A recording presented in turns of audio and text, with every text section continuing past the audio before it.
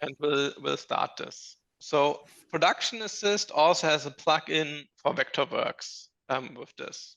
So when you downloaded it, it's containing it's a zip file for Vectorworks, yeah, and it contains vector production assist for Vectorworks 2020, 2021, 2023, 2023, and 2024 with these things. The installation is actually pretty easy.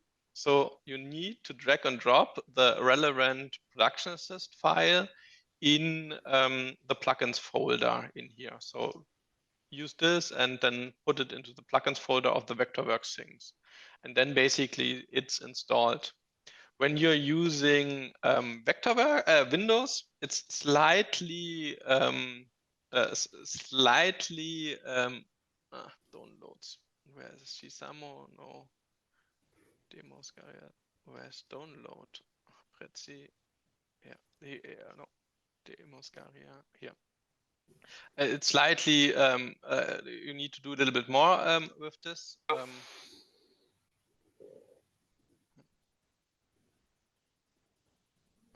Let me export it. So in there is 4 files on Windows. So you see there's a production assist VLB in there. These needs to go into the plugins folder and as well this folder, which is the Webpalette we will use yourself. There's always an installation thing. So it also is described in here how it works. But sometimes it's a little bit easier to do it like this and to do it by hand. One important notice: in order for everything to correctly work, you need to have the Production Assist desktop app installed and started once. Yes, Max, do you have a question? Yeah, it was just that really. I only installed the desktop download part, so I need to get the Vectorworks plugin as well. Yes. So okay. The desktop app the desktop app is something like a Vectorworks Lite. So it's for people that don't have Vectorworks. Mm-hmm. And the Production Assist, the Vectorworks plugin is a Vectorworks plugin. On the same way, we also have an AutoCAD plugin that allows you to do this in AutoCAD with this. One quick question, Moritz. Good morning, everybody. First, I'm Danny. The production for the Windows Assist, the Production Assist web folder, I always need to copy as well to the plugins folder in Fresh. Yes. Because that's a little bit misleading, because if I open the Vectorworks 23 folder, which would be like the actual, there's not the Production Assist web or folder included. So these are 2 steps I need to fulfill for this. Yes, so that's right. So in Vectorworks for Mac, everything is packed into one file, while on Windows it's several files. And we don't want it to, we don't want it to put the Production Assist web folder in every archive, but maybe that's a thing that will help it a little bit, so that you only can do one. Actually, that's a good question. Well, that make it easier, because then you only have to fulfill one copy action, because the folder will get into the plugins folder as well, or? That's right, in there. That would be one good idea to do. I will notice down. My first one. With this, that's a good idea to do it. We are working on a solution where you only have the desktop app to install, but it's a little bit tricky to do this. I mean, when we're talking about installing processes, I got misled already by the install button in your software interface, because when it talks about downloading a new version, I'm used to get it installed by itself. I'm not used to that's the thing that we want to solve with this. So it's just in Windows, it's a little bit challenging to do this. That makes it a little bit challenging. I agree with this. We are working on this, but maybe just communicate it a little bit more shallow, that nobody trips into this, because that's a bit of annoying. No, I totally understand this. Oh, thanks. Then the next step, so once it's installed and you start Vectorworks, you see that everything has been properly installed. Oh, wait, sorry for this. That was kind of an anticlimax. I changed it for the last demo, so I need to change it back. Sorry for this. Should I be downloading this now? Yes, please do it so that you can follow with this. And then if you're having a problem, you can join this. So when you then open a new drawing in Vectorworks, it will ask you if it should enable production assist or not. This is a question that it will always ask if you open a new file. There's a settings to change this later, but that is the way how we deliver it to new users. If you click on don't use production assist, it will be not activated. If you click on use production assist, it will be activated with this. The thing can be also changed later with this, but it dramatically helps when you have this on the first starts in here in order to understand what's going on. The good news after you have done the installation and you have done the settings, all after this is pretty much easy. So it just follows the normal Vectorworks workflow. So if you then go in there in the new truss in here, select this and select any truss in here, you insert them, and then immediately you get feedback on this. I just ignore this. You said no supports on system. And then if I'm drawing a new truss line in here, I also get new supports on system in here. So that is the way how production assist communicates with you. Sorry, Moritz, last question during the installation thing. The production assist web folder, shall it be replaced or deleted and replaced? Both is possible. So if you delete it and replace it, it does the same. Okay, but for the main folder, it's only the 4 files which will be replaced. Yes. Okay, that's right. Thanks. That's in there. So and then you have the node support on system, and then it's in there. If you now go into the hoist tool and select the hoist and insert it, you see 1 click and you get a new error message. You have 1 support on the system, but 2 are needed. And then you click again. And from there on, it does you the calculation. So in order to do this, you need to select those both hoist, click on show ID label, and then it shows you how much load is on each of the hoists. The nice thing is this is an automatic process. So every time I'm changing now something, you see immediately I get new calculation results that I have. So it's really easy to set up this kind of stuff in here. The actual user interface for all of this, and this is also a lot to process, if you find under window, palettes, web palettes, production assist. If I'm clicking this, it opens a palette, which will look like this in here. We will have a look on the user interface right now. First thing in there, before we actually dig into this, what it is, this window, palettes, web palettes, production assist is sometimes a little bit slow to find. If you go to tools, workspace, edit current workspace, you are able to edit the workspace and, for example, add into the spotlight preferences just the production assist web palette. If you do this, then you have in the spotlight a quick key that you can do. So that's also a good thing on how to customize this and how to change it later with these things. So when you have opened the web palette, and normally how I work with it, either I have it on 2 separate screens so that I have it on my second monitor, so as there's a lot of information, or I put it in so that I use the collapse feature that I have in here so that I can collapse it like this, that I can use it on a laptop. For this demo, I just place it next to it so that you have it like this, so that you have on the one side the Vectorworks thing, and on the other side the production assist web palette. Sorry, Moritz. Morning, everyone. Sorry, I'm from Sweden here. I didn't catch you there. You go to tools and edit. Okay. Tools, workspaces, edit current workspace. And then you move what? Oh, wait, then it opens this dialog. This takes a lot of time. And then you open the production assist. And then you can drag and drop it anywhere where you want it. So like this, I want to have 2 times the production assist palette. If you then click on OK, it takes some time to save it. That's why I cancel it. You have this production assist palette then also as a tool in here. That is then stored in the workspace. So this is a permanent change. Thank you. So that's a good thing to do and helps you quite a lot to set this up. It's always under window palettes, web palettes, but sometimes it's easier to put it in here, in there. You could also add a shortcut for this. So the production assist desktop, so the production assist palette then works the following way. On the top, you have a menu bar. This menu bar is quite massive and is basically similar like this. So this has the same functionality. As there are so many, we don't add it to the production assist stuff in here. We only add it in here. So the most important one, just to give you an idea what kind of this is like create calculation report, create print labels, show connected load cells.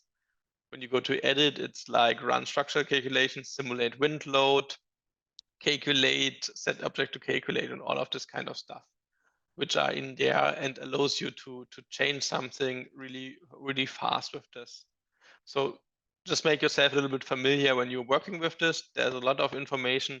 During the demo, we will always use this, but that is where you find it in here with this. Then there are several UI fields in here that are also important. On the right over here, you have like plan and worksheet and resource. So in here, you basically change the view. By default, production assist is in the worksheet view. If you go to the plan view, it shows you a 3D representation of the object from production assist. If you click on worksheet again, it shows you a table in the middle that shows all the objects in there. What the table and how to use it, we will have a look in some moments. We will just start with the one of the most important things, which is the so-called scene tree. The scene tree is a new way of seeing the object inside your drawing. You see that for every truss line it has, it automatically creates you a group and calls them by a specific line number. And then all the objects that form this group are also part of this group. This really helps you in organizing your drawing. So if you can collapse it, you see you have two truss lines in here, T1 and T2, and then you can group them. It's even possible to group groups in groups. So if I'm going in here, select this two groups and go to selection, or edit, where is it?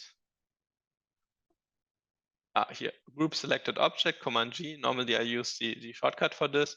It asks you what should be the group name, and then you press OK, and then you see you have a group in a group that shows this. This could be like the main grid, and this could be like T1. You also can call it LX1 and LX2 that you do this. What you also see next to it, it shows you how much load is in total in this LX1 and in this main grid. So the time you're placing motors in here, it immediately gives you this kind of information. The nice thing also with the scene tree, it's that it can be used for selection. So if I'm selecting something in Vectorworks, it will be selected in Production Assist and the other way around. So if I want to select this, I can just select them like in a file explorer, and then it selects me this object as well in Vectorworks. When I'm having now more objects like fixtures or stuff in there, it really helps me to be faster with the selection with this. So in order to get now the bottom system to calculate, we just need to move down the hoists. But before we do this, I want to add one more thing. So the results for the trusses are in the object structural calculation in here. If I'm selecting this and clicking in here on the influence line in the object properties, it allows me to show me the workload of the trusses. So right now you're seeing in here send to back so that they are behind of it. I normally like it like this. You see that everything is green, but the one on the bottom is gray. If an object is gray, this basically means that it can't be calculated. So if I'm now moving the hoists in here, I get immediately calculation results for this. So now it says me everything can be calculated. And in the scene tree, I see that the T1 or the LX1 is at 1.84 kilonewton and the other one as well, which makes sense because these are the same object. Now, if I'm starting to add loads, for example, like the lightning device, I can go in here and every click that I'm doing, you see I'm getting new calculation results that I have. And it also updates me the total numbers in here. That helps me. So it's really easy to add this kind of loads. So basically any Spotlight object is supported as a load. So for example, if you're using fixtures, they will be used as a load. Or if you have something like a rigging load that allows you to add line loads, or this also allows you to add the normal point loads. So if you're in here in the point load tool, you can click in here, and every time you're doing this, you get the new calculation result for this. The nice thing about Production Assist is that you can select multiple of these things in here that you have, and then it shows you the object properties as well in here. So if I'm now going to the structural, I can change, for example, the weight. So I change it to 200 kilograms, and then you see everything becomes red and overloaded. If I'm setting it to 250, everything is fine. And I can use these buttons in here to increase the load, for example, to find really the time where this becomes yellow in here, and then shows you the load that you have for this kind of things. So it's really easy to do this kind of calculation. And now every time you're moving something, you will see that the structural calculation is also updated with this kind of things. On a really easy level, that's the things that you use in order to calculate the ground, so is the truss structures in here, all the things. The object properties are a little bit an addition to the, no, we want it like this, a little bit addition to the object info. A common problem that you have if you're selecting a fixture and a hoist together, it only shows you two objects, but don't allows you to edit it. If you're now in here, it still shows you, for example, all the properties that you have. So if you're selecting these two and you want to change something, you just can do this. For example, when you go to inventory and want to change the manufacturer to test, you can change it, and it's changed for these two fixtures in here and allows you to change data on multiple objects. So that's why it's still in here. Also, it's quite comfortable because, well, the weight for the fixture is on a different position. So you find it in here, then the weight of the truss. So sometimes a little bit finding in here. In Production Assist, for example, the field is always under structural. So if I'm selecting an object in here like this, it always will show me the weight under structural, and then I can change it in here, for example, to 30, and it will also change it in the correspondent in Vectorworks field. As last thing in here, I want to show you the table view in here. So the table has some presets in here that you can use. The one that we want to have a look on is the hoist load overview. If you click on this, it gives you a list with all the supports in here.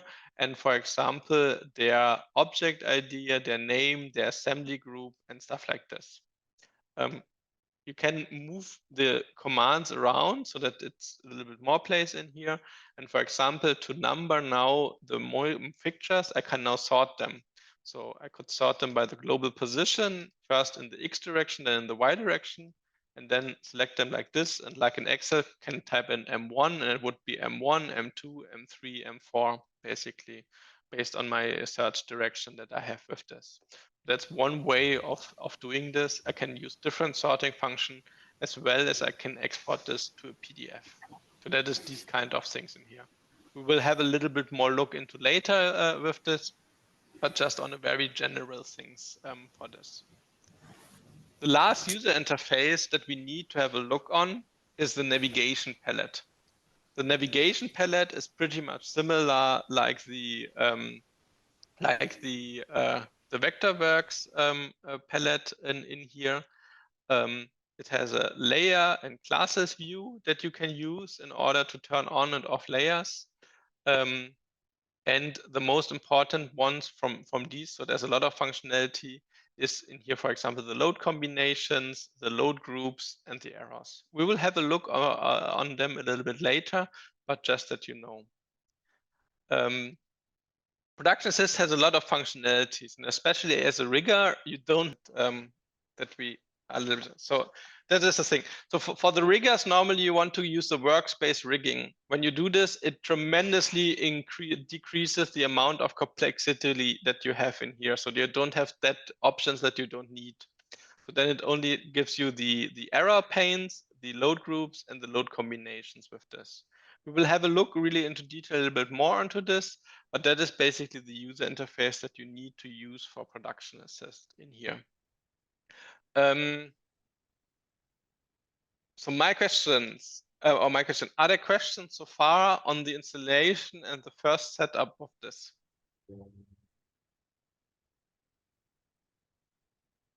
Yeah, my only one would be like how to get rid of this pop-up on the startup on the whole program to watch the tour. I tried all checkboxes and every time the tour appears this new one. We have fixed this behavior in the next version. Ah, cool, copy. Thanks. Of this. Sorry for this. Okay. Then let's move a little bit on with these things and then go into the calculation part of this. So by default, Production Assist calculates all objects it somehow finds in the drawing. That sounds a little bit strange information. Wait, let me find, here's my navigation palette. But it's important information that you have.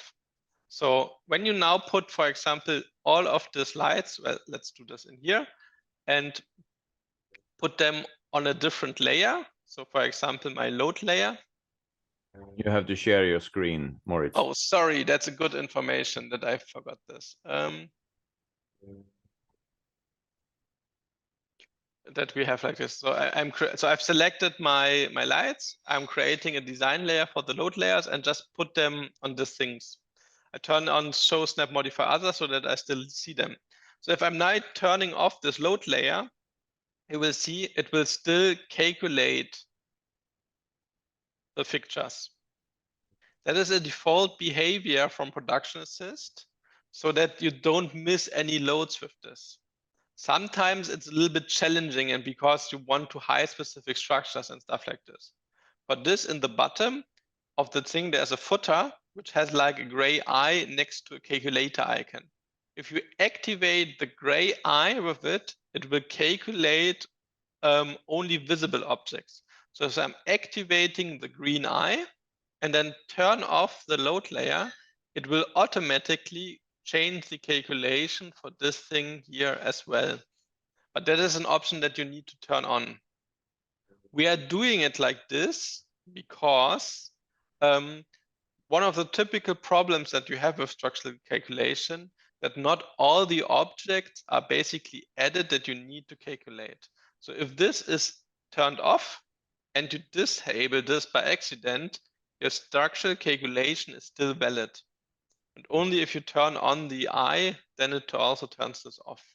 That's just an important information that you need to do when you're learning this for the first time that you have in here. If you now turn this on, it will be calculated again with these kind of things. There is another option that you have, so the calculator. By default, this is turned on, which means it enables and disables the real-time calculation.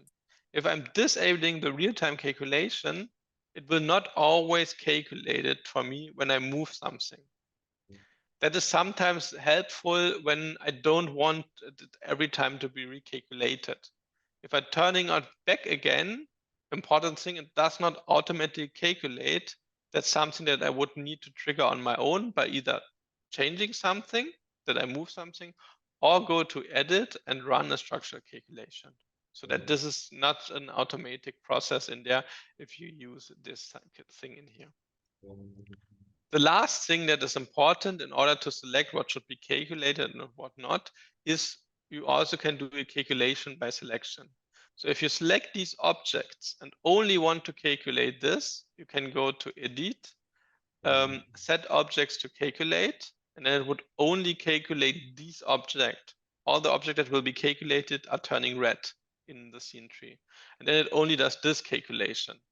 That's also a handy feature sometimes to select something in here for this. And then when I'm clicking on remove object to calculate, this selection goes away. So that are basically the general information that you need in order to get started with Production Assist and how to use it with this kind of things. Besides of this, I know that's a lot of information. it's pretty easy to use it once you have learned it a little bit. My first questions, are there some questions about this? No, great, then let's move on. So the next thing that we will having a look on is actually about the structural calculation and about how the values are generated. For this, I just delete everything that I have and start with a fresh drawing for you. So if I'm doing this and adding something like this in here and clicking here on the left and the right hoist in there, I'm able to calculate it. I switch to the plan view so that I get a 3D view of the drawing in here.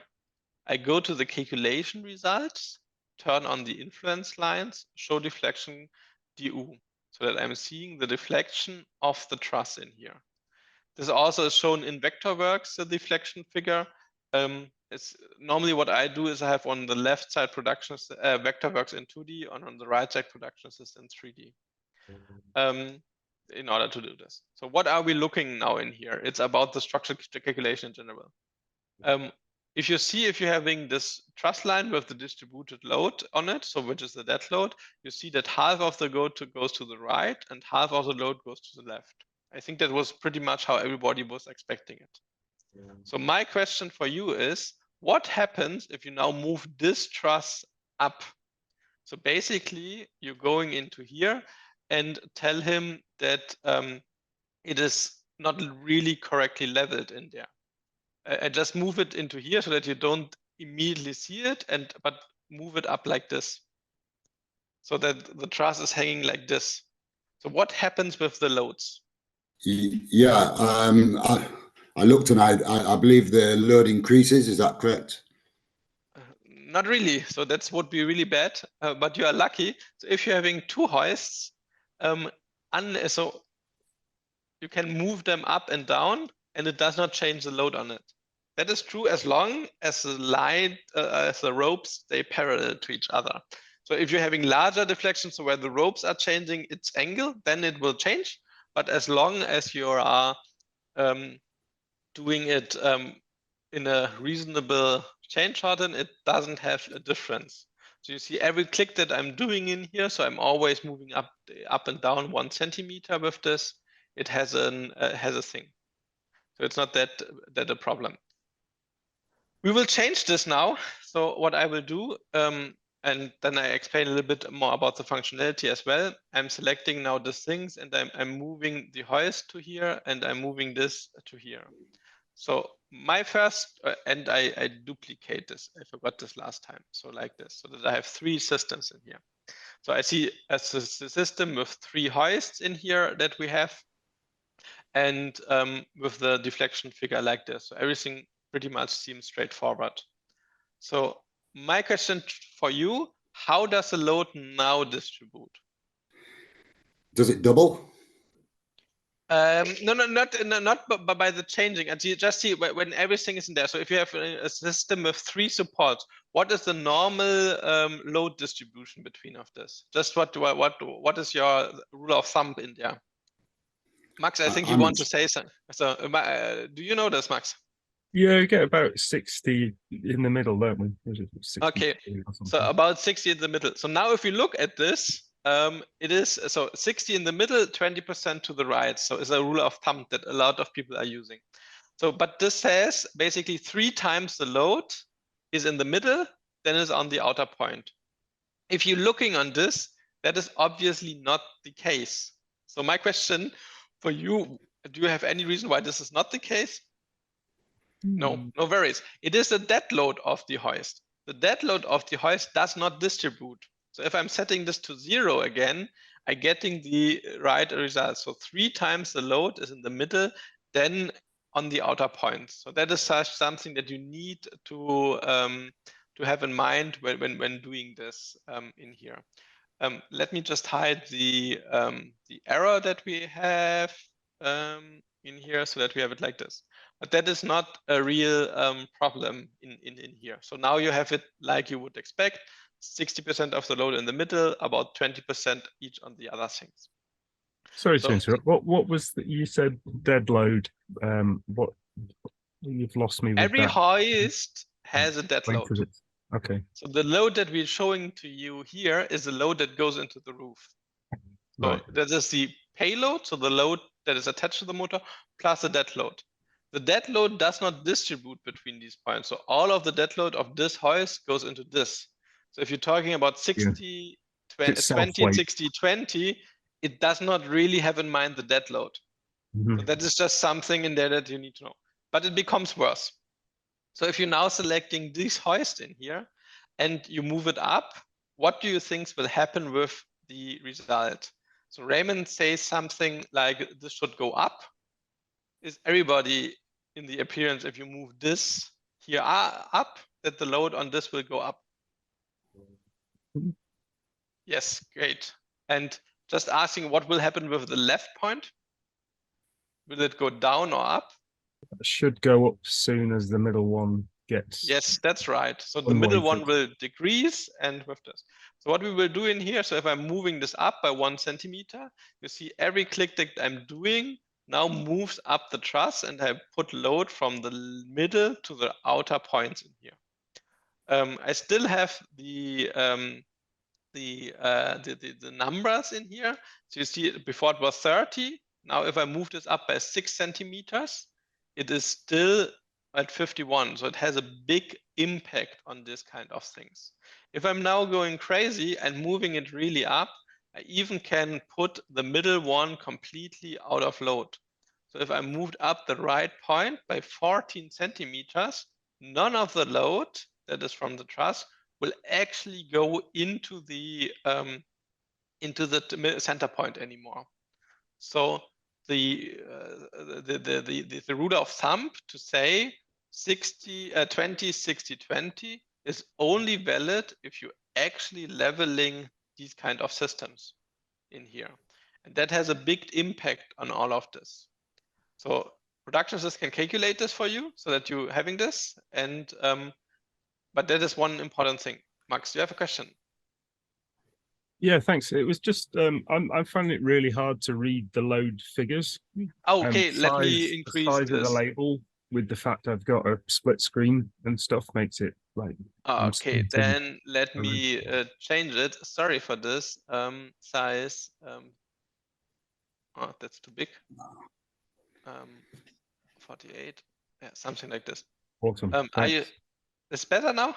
Loads better. Okay. Yes. What's that? So sorry for this. So again, so when I do, when everything is leveled, I see the 60, 20, 60, 20.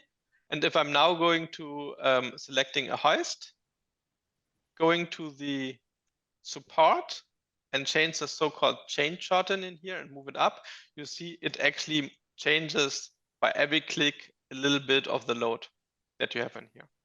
Mhm.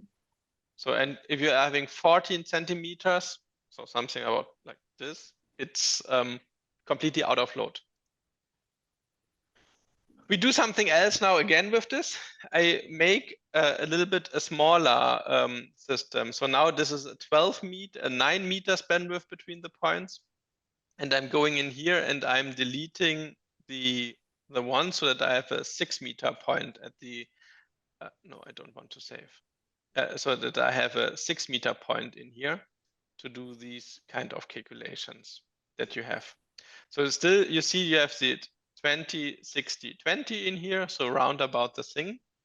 And now I'm doing the exact same thing. So I'm going in here to the selecting the hoist, going to the support and move up the chain shorten. And now I see after 3 centimeters of moving this up in here, it's immediately out of force in the middle one. So that is the so-called effect of structural indeterminate systems. So why is this important for you and why do I show this to you? Every calculation software that does this and every civil engineer has a problem that the calculations that you are doing are only valid on actually leveled systems. If you don't level a system, the results that you have are really random. So if you're now moving it up and down, you see that every click basically changes about 10 kilograms in here. And only 3 centimeters are really changing this quite a lot. So it's really important that you level your systems in order to get the right calculation results back on this. Is there a question on this so far? So you're saying this is all about level, but there's often raked truss arrangements also. How does that play into that statement you just made? The same with, okay. The same thing that I showed you on laying truss does apply for raked truss. So when I'm saying that your leveling is, this truss has a specific position in space. Mm-hmm. And what I'm basically doing in here when I'm moving the chain shorten up is I say it has an offset from the planned position by 1 centimeter.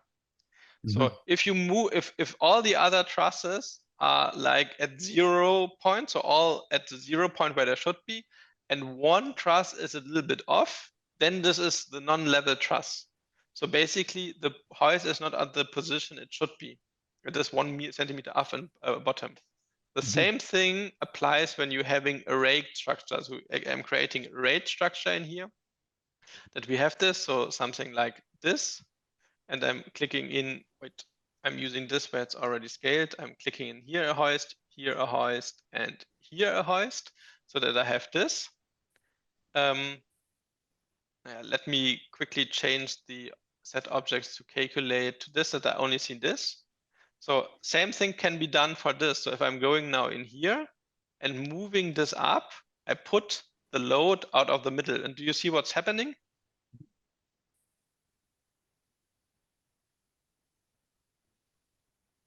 And why does it exaggerate? Oh no, it doesn't, does it? It's the, I see what it is. The line is not the truss line, it's the force line. That is the deflection line, the blue one that you're seeing in here. So the important part that you should take out of it, that the structural calculations you are doing are only valid for one position of leveling. So my question to you is, how can you handle this with this? So how do you handle this in the practice? And the way how you do this is that you're actually leveling your truss.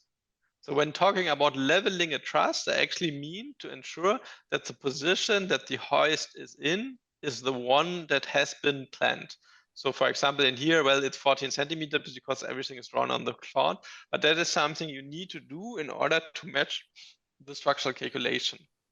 That you need to do this if you get this structural calculation from a civil engineer, or if you're doing the structural calculation on your own with production assist, for example, with these things. That's an important thing. What is the other option that you could do in order to ensure that you get the proper loads on the hoists?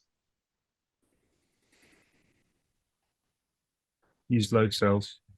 Really, that's a good point. So load cells allow you to measure this. So if you don't get the reading out of the load cells that you actually expect from the structural calculation, means that your system is not leveled good. You see that when you're having a really narrow system, so it's really small, that even small changes in here, when you do this, so if I'm moving this up just a little, can have big impacts on there. So by 1 centimeter, I have already changed this in here. What will stay the same when you do this is the total load, which is totally clear. So the load combined on all the 3 hoists will stay the same with these kind of things. There is a third option that you could do in order to don't come into this problem. Do you have any idea what you could do? Or basically there are 2 more that I want to show you. No. Well, don't build this kind of system. From my perspective, if you're having a pre-rig or something like this, there is no good reason to have 3 supports on it. It's always beneficial to use 2, because if you have only 2 supports, all of these problems that the trusses, that the actual leveling has an impact goes away. So if you are able to use only 2 supports, that's a really, really good thing to do. Especially if you're hanging LED walls or any stuff like this, 2 hoists are always better than 3 hoists because of this system. or this effect that you have in there. So the last thing in there, what you could do is to use hinge plates that are in there. And I quickly show you this. So in our library, there are some Euro Truss stuff in here. So FD44. I just do this, enter this and this. Wait, I don't want this to be raked.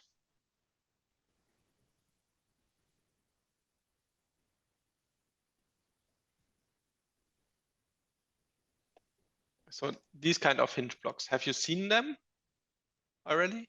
Okay, so if you're using them, wait, I need to do it like this. That's something that doesn't really.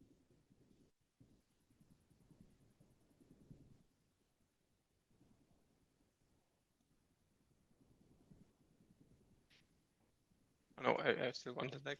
So if you're now putting in the don't edit like this, you see that you still get a distribution like this, a little bit different than 60, 20, 60, 20. But if you're now taking this hoist here and moving it up, it will not change the forces that you see on the truss because it will use the hinge plate for this. It does not have an effect on this. That's a handy thing to also come around with this, with these kind of things. So that's an important information that you have to do. So why I'm showing you all of this. So when you're doing the structural calculation on your own, or if you're using a calculation from some other person, like a civil engineer or someone third, you're having these numbers. It's really important to understand that these numbers only apply when you actually reproduce the leveling that has been assumed in production, inside the structural calculation. Otherwise, you will have completely different numbers. And I've just shown you this. So if you move this up just by a little, it really can change this. Production Assist has several options for this in order to help you a little bit understanding the effect of this. In order for this, we go first to the worksheet, to the lowest overview. I will just add the chain shorten effect in here so that we see it. I will talk a little bit later about the tables in here, but Production Assist is able to calculate something that we call chain shorten effect. So a chain shorten effect is an indication on how much the load changes if you lift one motor up by 30 centimeter. So a typical application from this is you're moving down a complete grid and you forgot to click one motor, this one motor stirs up and all the other is moving down. So what will happen with the truss and what will happen with the hoist? For this, you can go to edit and say it calculate effect from chain shorten. If you're doing this, it shows you how much the load increases when this hoist is moved. So for example, we sorted by the position. So like we thought, these three hoists that we have in here, they don't change the position. So it's totally unimportant how you move this or level this, it will not change the distribution of loads. So this in here, so wait, where I have it, this chain master, this one over here, so from the rate structure, will increase to almost 2.7 times the load that you are seeing that you have. So it's quite a lot of more load that this rake structure does if you don't move this down. So it will really put a lot of stress on the truss in here. And then you're seeing it. So it's from 30% more to 160% more basically in here. So that is actually quite an effect that you have in here to consider that you can do it. The other thing that we can do, just to give you an impression on this, and I moved this a little bit more to the center, is we have something that we call randomized chain shorten. So if you randomize the chain shorten values, you can like a top level and the bottom level, and between of this, the chain shorten values will be distributed to give you like a randomization figure in there. So my question to you, what's a good, when you're leveling a rig, on which accuracy you can level it? What do you think? So 1 centimeter, 2 centimeters, 3 centimeters. Let's say we are really good and I do 1 centimeter. So 10 millimeters to the top and to the bottom. And then if I'm randomizing it one time, you see that immediately it has some effect on this. It can change this in here. So I do it again, randomized chain shorten values, apply, and now you see you have totally different values that you have. And every time you're doing this, it has really a big impact with this. Especially here for this kind of truss, it's always challenging to really fast go out of load with this kind of stuff. Okay, is there a question about what you just saw? Yeah, I wondered the column there, the chain shorten effect. Yes. That figure is where's that coming from? Is that So this is the chain shorten effect is the comparison between the level truss and the truss or a leveled hoist and a hoist which is up by 30 centimeters. So like this kind of distance. 30 centimeters. And the idea behind, so it is an idea that when you're moving down the rig, the idea is when the hoist is not moved for 30 centimeters, then you are visibly be able to see that something is not going right. If it's a really big system, that's also debatable, but you really can destroy trusses like this. There's one last thing that I want to show you also in this regards with it. And this is something that happens when you're actually loading the truss. The good news is that this kind of effect is not that strong if the load of the truss is really, really low. But if you're having high loads on it, and for this, what we basically will do is I will increase the load to something that puts the truss actually in change. And for this, I just go into the trusses in here and change this so that we are at a high workload of the truss. So we're at 700. So currently we're at 95% workload of the truss that it has. The actual, so we see that, well, the supports are overloaded with this, but that is not so important for us right now. It is more that the truss also have an effect in here. So when I'm now going in here and in the calculation results with these things, I want to see the bending moment and I want to see the shear force. So I'm seeing the truss is at 95% workload for this, which is quite a lot of workload for this in here. But everything, well, let's put it into here that we have it. But everything is leveled. Yes, so then it also changes this. So everything is leveled. You see, it is good. We jump one thing more in here and have a look on why is this overloaded. So for this, we will have a look later on this, how to come there. It's a little bit later in the demo. It shows you that the workload of this is at 91%, which comes from the interaction. And it is at 80% from the shear force and at 60% from the tube.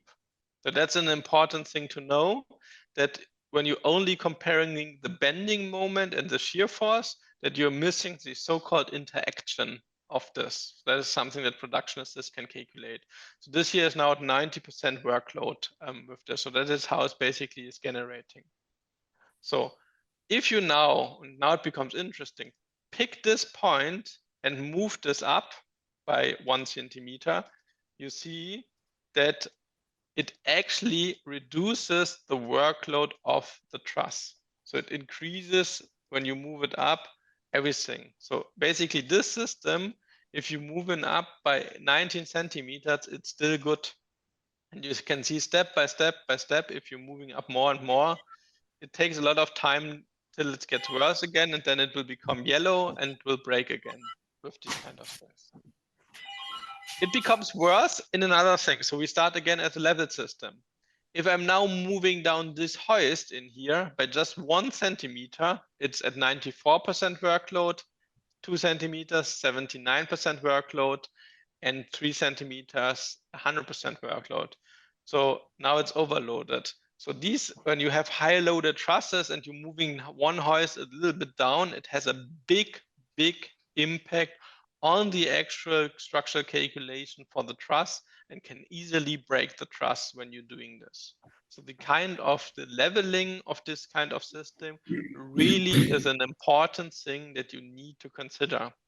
The only way how you can do this is either really take a lot of work into measuring, use load measurement cells, or just don't build the systems. Raymond, you were not there, but what we basically showed was, it was interesting. So this is a truss which is really high loaded. So you see in here, when I turn on the workload, that really it is at 91% workload. If I'm taking the right motor and move this up a little bit, every click basically reduces the workload for this. So when you're moving it up like this, it will actually reduce the workload in the truss till a specific point, and then it goes up. So I think you need like 40 centimeters where this is moved up, where you actually see a difference in here, so that you're again at a high workload, and then the 41 actually at this point will make it red, and then it's not working anymore. Okay. It is way worse if you're going down on the right side. So if you're going down, 1 click, 2 clicks, 3 clicks, you are now 3 clicks at 4 centimeters down, you're already overloaded. So it has a really, really, really big impact on this thing. So it's important to consider these effects in here. Again, load measurement and leveling is really one important thing, or just don't build such system that you have with these kind of things. Okay, are there a question on these so far? Yes, I just had one, which was just why the truss itself doesn't move when you're changing the. Did it just get too confusing? You mean we don't show this? Do you see the blue line? Yeah, I see that, but I don't. I mean, your green, your stick. Wait, this is not moved, so that we don't deflect the actual truss. So it is only so you see currently the deflection by this is 1 centimeter, and you see it is quite big. If you would deflect the truss by this, it would really have a strange look on the truss. So this is what we don't want to show, but it's a blue line that basically is center line of the truss. But it's a good idea maybe to also show this when it helps a little bit, so that basically you're also seeing how the truss is tilting with it. So maybe that's a nice addition for later with this kind of things. Yeah, so that's a little bit the thing. So that's the problem that we have with this kind of calculations, but it is a problem that everybody has. So the only reason, or the only solution that we have for this is actually doing the calculation and then make sure that you're actually reaching these calculations. So that is why it's important to actually be accurate in your structural calculation with this. Another little request. Thanks for making the text bigger. Is there any chance you could make your cursor, your mouse thing bigger? Because I'm the same token. That's so now it's bigger. Nice. Okay, so sorry for this. Now we almost have it with this kind of thing. So that was now basically the introduction into the production assist world that you have. So we're also with the structural calculation. So the next things what we will do is actually have a look on how to assemble and how to do the truss structure with these kind of things. For this, I also delete again all what I have, and I start again.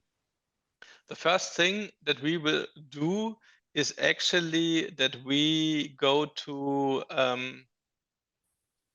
this and stack trusses on top of each other. So I have 2 trusses in here, which are supported by the left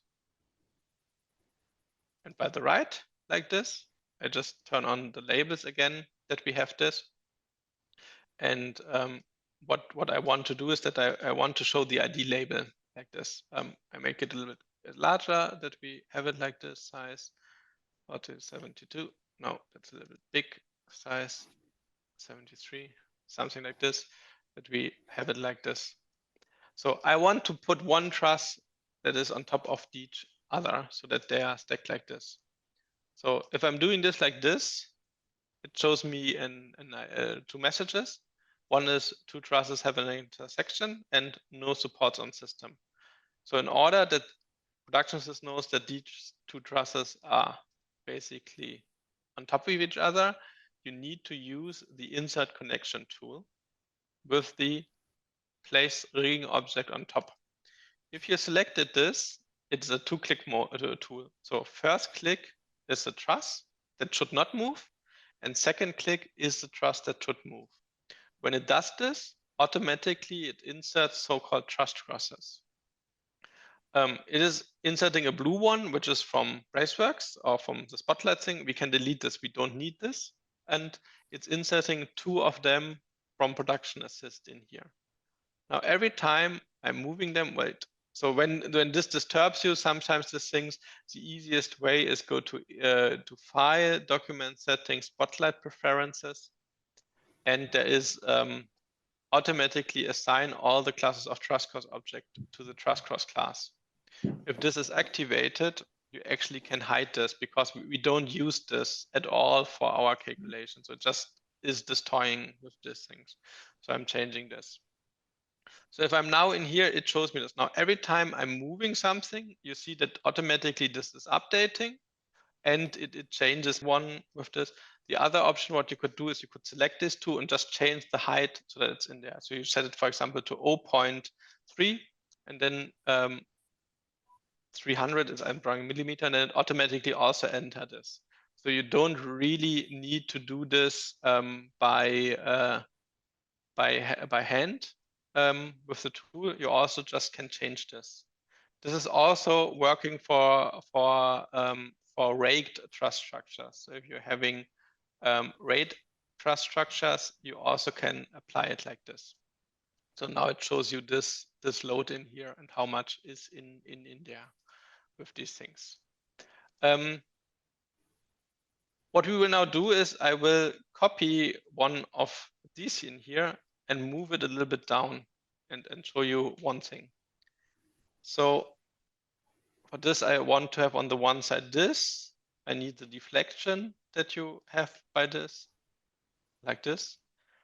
And then what I will do is I basically will put more loads onto this. Okay. So what you see, what basically has happened is that the left truss or the bottom truss has moved down because of the load. The interesting part, which is now for us actually the one that I wanted to show, is that now the loads that you have in here basically have changed. So you see that is now a positive force by 0.24, and this in top of this here is a negative force by -1. So the load that you have put into this truss basically also will be put into the other truss. Wait, let me save it. Truss cross. Turn on the things in here, show ID label with this. So every load that you have in here also affects this in here. That is because of the truss cross in here. By default, the truss cross is set to something that we called rigid. So which means there is a connection between this truss and this truss. You also see it here in the 3D that forces them to be connected with like a clamp. So if you pull this down quite a lot, this also will affect the other trusses. There are several truss cross properties that you can have. So if you're selecting the truss crosses and you go to structural, they have a truss cross type. There's also the truss cross compression and tension only. So this truss, if it's only laying on top of each other, it would not affect the loads from this, would not affect the other truss lines. So you go to compression only, and then if you're seeing, if you're moving this down a lot, this truss force doesn't get anything anymore. So depending on the settings of the truss cross, it really changes how the load is distributing between of this. Max, you have a question? Yeah, the lower truss, where that interfaces with the horizontal, on the Vectorworks diagram, it appears to be the other side of the truss. It looks like it's underneath it. So that is with the stacking order with this. So in Vectorworks, the stacking order is defined by the drawing order. So wait, let me change to the That's like the layers kind of thing. Okay. Yes. So so in Production Assist, for example, if you're looking on our 3D graph, you see that Production Assist always keeps in mind which object are on top of each other. So they are sorted by their position. So you see this truss is actually above the other truss, which helps you a little bit identifying it. In Vectorworks, what you would need to do is you need to click on send to front, and then it would look like it would be on top of it. That's a little, so that is, so the visual representation of this, so that's why I often look onto this in 3D to see what's actually going on in here. Yeah, so why I'm showing you this with the stacked Truss Crosses with the 3 things, and also with the effect with the Truss Truss type, we see this quite a lot, that people are stacking 3 trusses, stacking trusses across multiple truss runs, which has the same problem like the structural indeterminate system, so that it's depending like this. So you need to have this in mind. Again, stacking trusses on 2 is always a better thing. It's a little bit depending, but just have a look on this, that you have that there's an effect on the deflection figure. And especially if this is all a connected system, there's nothing that you can actually change and then with this kind of connection. So that's an important thing.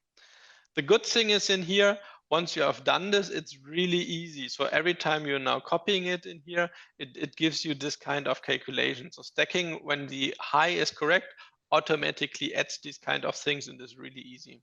So stacking trusses is not that challenging. You just need to draw them on top of each other, basically, in order to get it working, and then you get the results.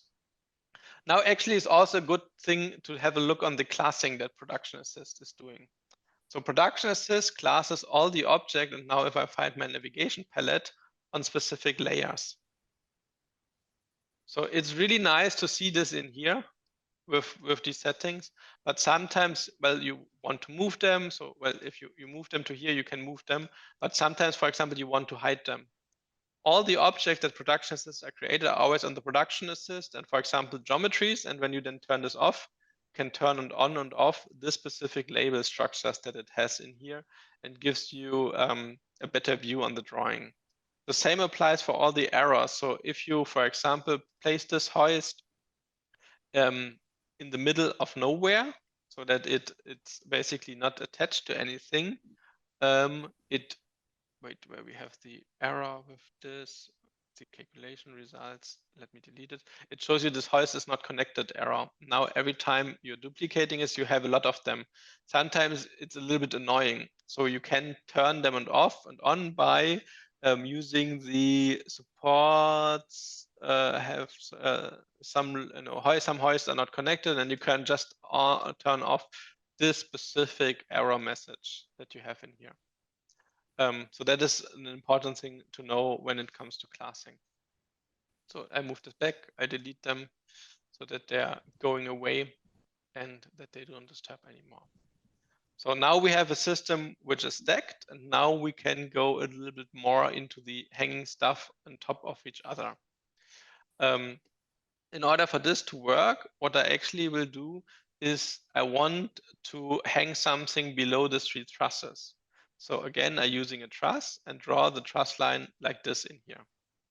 So what I now do is I move them to the right position with these things. So I'm selecting these 2 objects, and for example, wait, these 2 objects, and move them to let's say -5 meters, so that they are below of this. Now they are also below in Production Assist.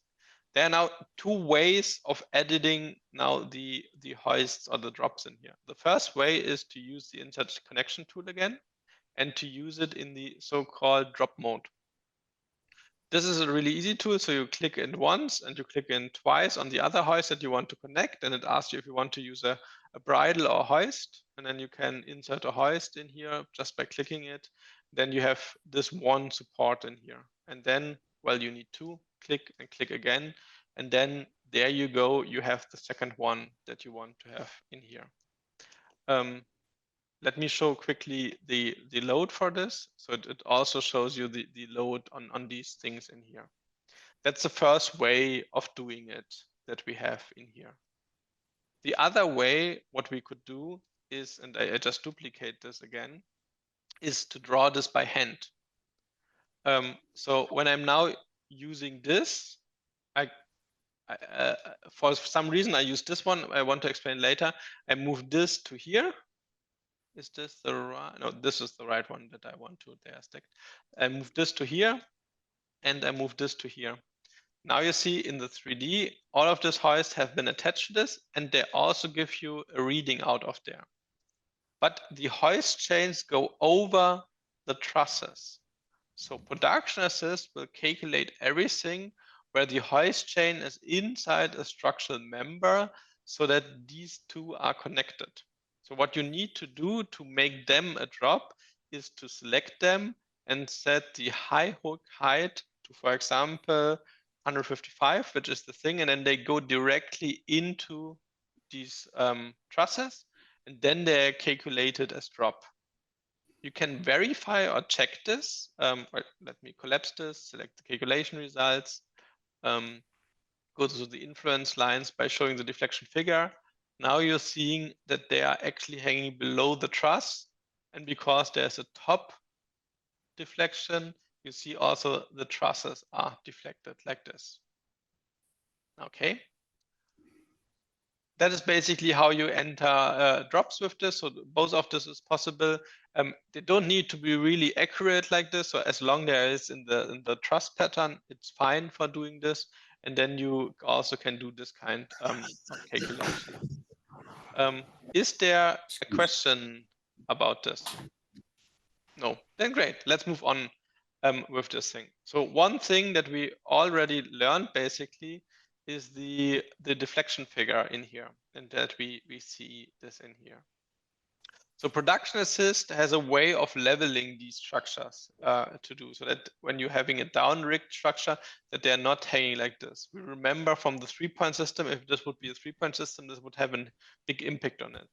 There are two options for doing this. The first one is go to Edit and use the menu command calculate compensated chain shorten values. If you do this, then it will level the bottom trusses of this, and it will level it using the so-called chain shorten. So if I'm going in here in the millimeter, you see it moves this hoist up by 11.68 millimeters that you have. You also can change, and now see what I skipped basically in here, you can change this in the load combination. So where in the load combination with the Eurocode Ultimate Failure, there's also an auto adjust chain shortens in here. You can also turn it on, and that will be done after every change. Otherwise, you always need to run one calculation in here so that this is working nicely with these things.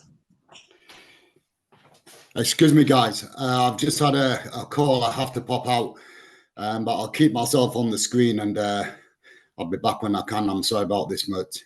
No worries. You get the recording by this, so that you get this. No worries. I know that it's challenging to get so much time out of your normal working day. Thank you for your attention so far in there. So that's this thing. In Production Assist, you basically can also disable that it does this kind of leveling for specific trusses. So if I'm going in here, selecting this, and I turn off the compensate chain shorten, then this hoist will not be compensated anymore. So when I'm now going into here, and now you're seeing it every time I'm clicking and adding here new loads, you see that this will make the truss a little bit, changes the deflection. If I'm now going into this again and calculate the compensated chain shorten values again, it will level all of the hoists, but this one. This is especially a feature that is very handy if you're talking about ropes. Normal ropes, so basically any bridles, can't be leveled. So in order for them to level them, you need to either do it by hand, or you need to disable this information in there. And that also helps you to do this kind of calculation on your own on a really simple basis with this. Are there any questions about the chain shorten and the stuff that we just saw.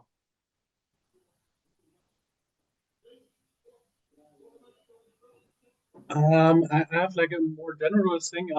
Is there a way to organize the labels a bit easier, or maybe I don't get the workflow right? Like the load labels are on top of the hoist symbols actually. Can I bring the hoist symbols again on top? Not when you're using this. You could use Then I have to data turn off these text. labels. Okay. Yes, or you could then you would need to use data text Okay, got it. with And these things. again, for bringing forward, backwards the overlaid information for like the truss load, how to select the group of your overlaid symbols. I always struggle a bit to not pick everything and move it forward, backward. Do you get what I mean? So you want to move the let's say you want to move this truss. Oh, let's pick this no. truss. When it comes to displaying the truss calculation result. Okay, so basically in here, yeah. Yeah, and how to grab the production assist side of the visualization and move it forward, backwards on top of the Vectorworks truss structures. Okay, now I understand this. So it's really, so one thing in this is the calculation results are also an object which is on a class. So you can set it to specific classes and basically these kind of things. So if you're now in here, you can use this to hide them and show them for this specific thing in here. They're also on the class structure. That's why it's in there. So if you want them to always be behind of this, what I would do is the following. I would create a layer and call it calculation results, maybe. Well, nice spelling, but you get the gist of it. So in these things, I select the calculation results in here and move them to this layer. So then they are on this layer. And then I can grab this layer and move it down like this, and then it's always behind of this. Yeah, okay, gotcha. And then that is one thing with this. And then, well, you need to snap modify the others, and then it's like this. Yeah, that's otherwise, that's a thing. Otherwise, you can select this in here, and when you delete it, it will be regenerated on the active class, and then it's again on the active class, and then you can edit. It's a little bit like this. Or the other way is that you then selected this and then right click and send to back with it. The selection between so it's always Vectorworks. just one object. So if I manage to grab one part, I grab the whole object. Yes. Okay, cool. The easiest way to select this is to use a scene tree. If you have a really big scene tree, you even can put in calculation results, and then it shows you the calculation results with this thing. Okay, so cool. That makes sense to me. One thing is if I have like two calculation results showing in my scene tree, I can just delete them and put a new one in. Yeah, sometimes you also can duplicate this in there, and then it would duplicate it as well. So that is also one thing that you can. Okay, but easy handle for this is just delete the calculation results and redo them, and there's a new one. Or just which one to delete if I have like two. Well, just delete all of them, and then it will generate you a new one. That's the easiest way normally if there are multiples. With this and in there. So now, thank you, sir. No worries for this. We will start again with this with a little bit simpler file.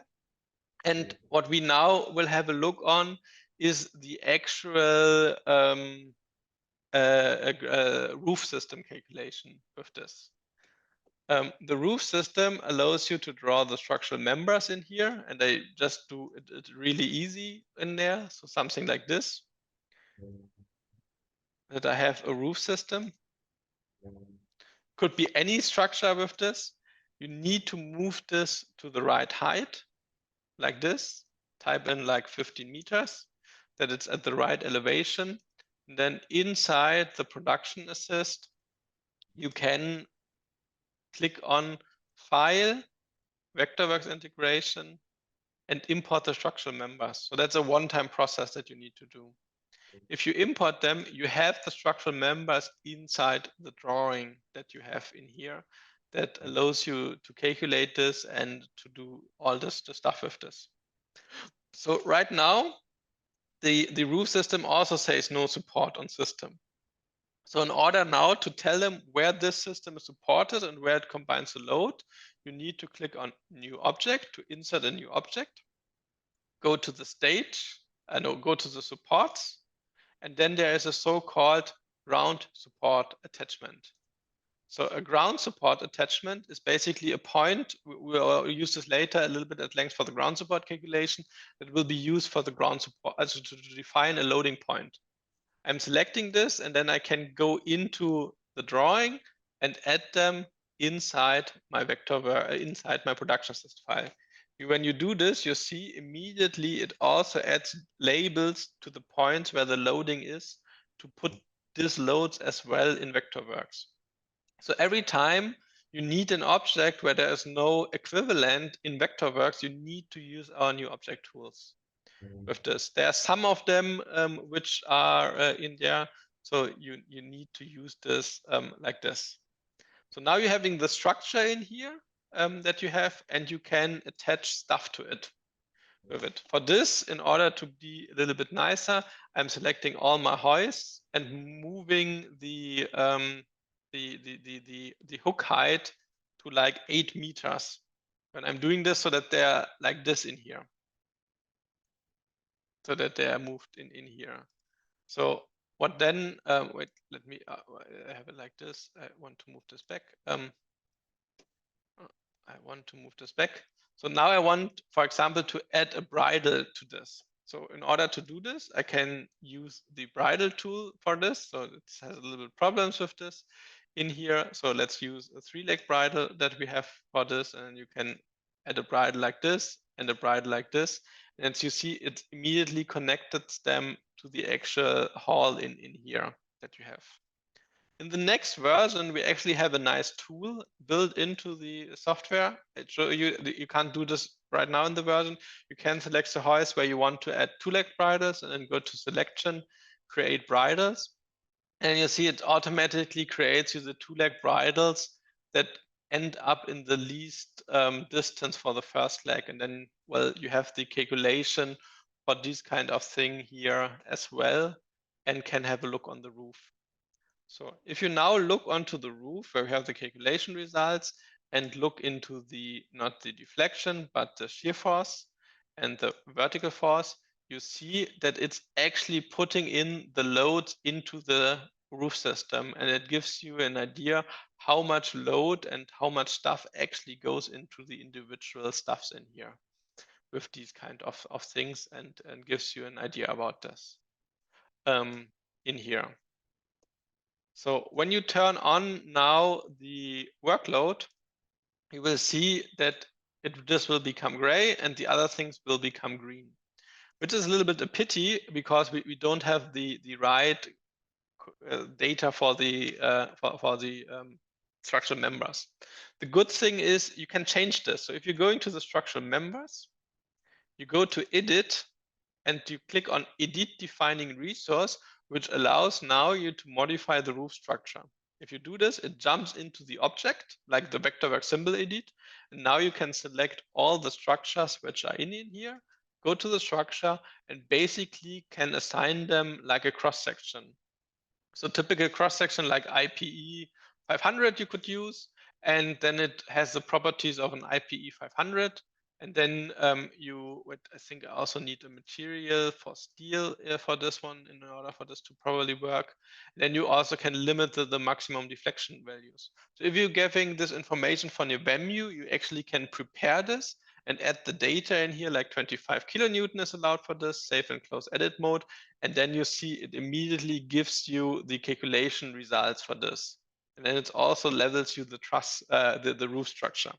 So in this case, actually quite interesting, you see that the trusses and the hoists and all of this stuff is actually pretty good, so that there is no problem. The problem basically is then in the roof system that you can do. You can basically calculate any kind of roof structure that you can draw with the structural members.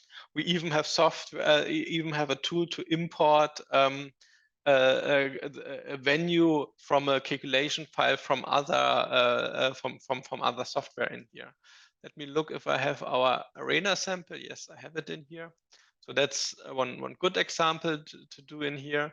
So in here, basically what you see is window palettes, Webpalette production assist, that it has the complete roof system of a venue into it. In Vectorworks, I think it's a little bit more visible. So with all the structural members in here and all the stuff, each of the support points, how much there are, then you really can rig on this truss truck on this roof system and calculate it. You can also use it for trade show rigging, so to add multiple of the hoists that are then actually going into the roof systems in here. So that is also 1% that goes with file, import DSTV, but that is a part of our Arena subscription to directly import stuff in there.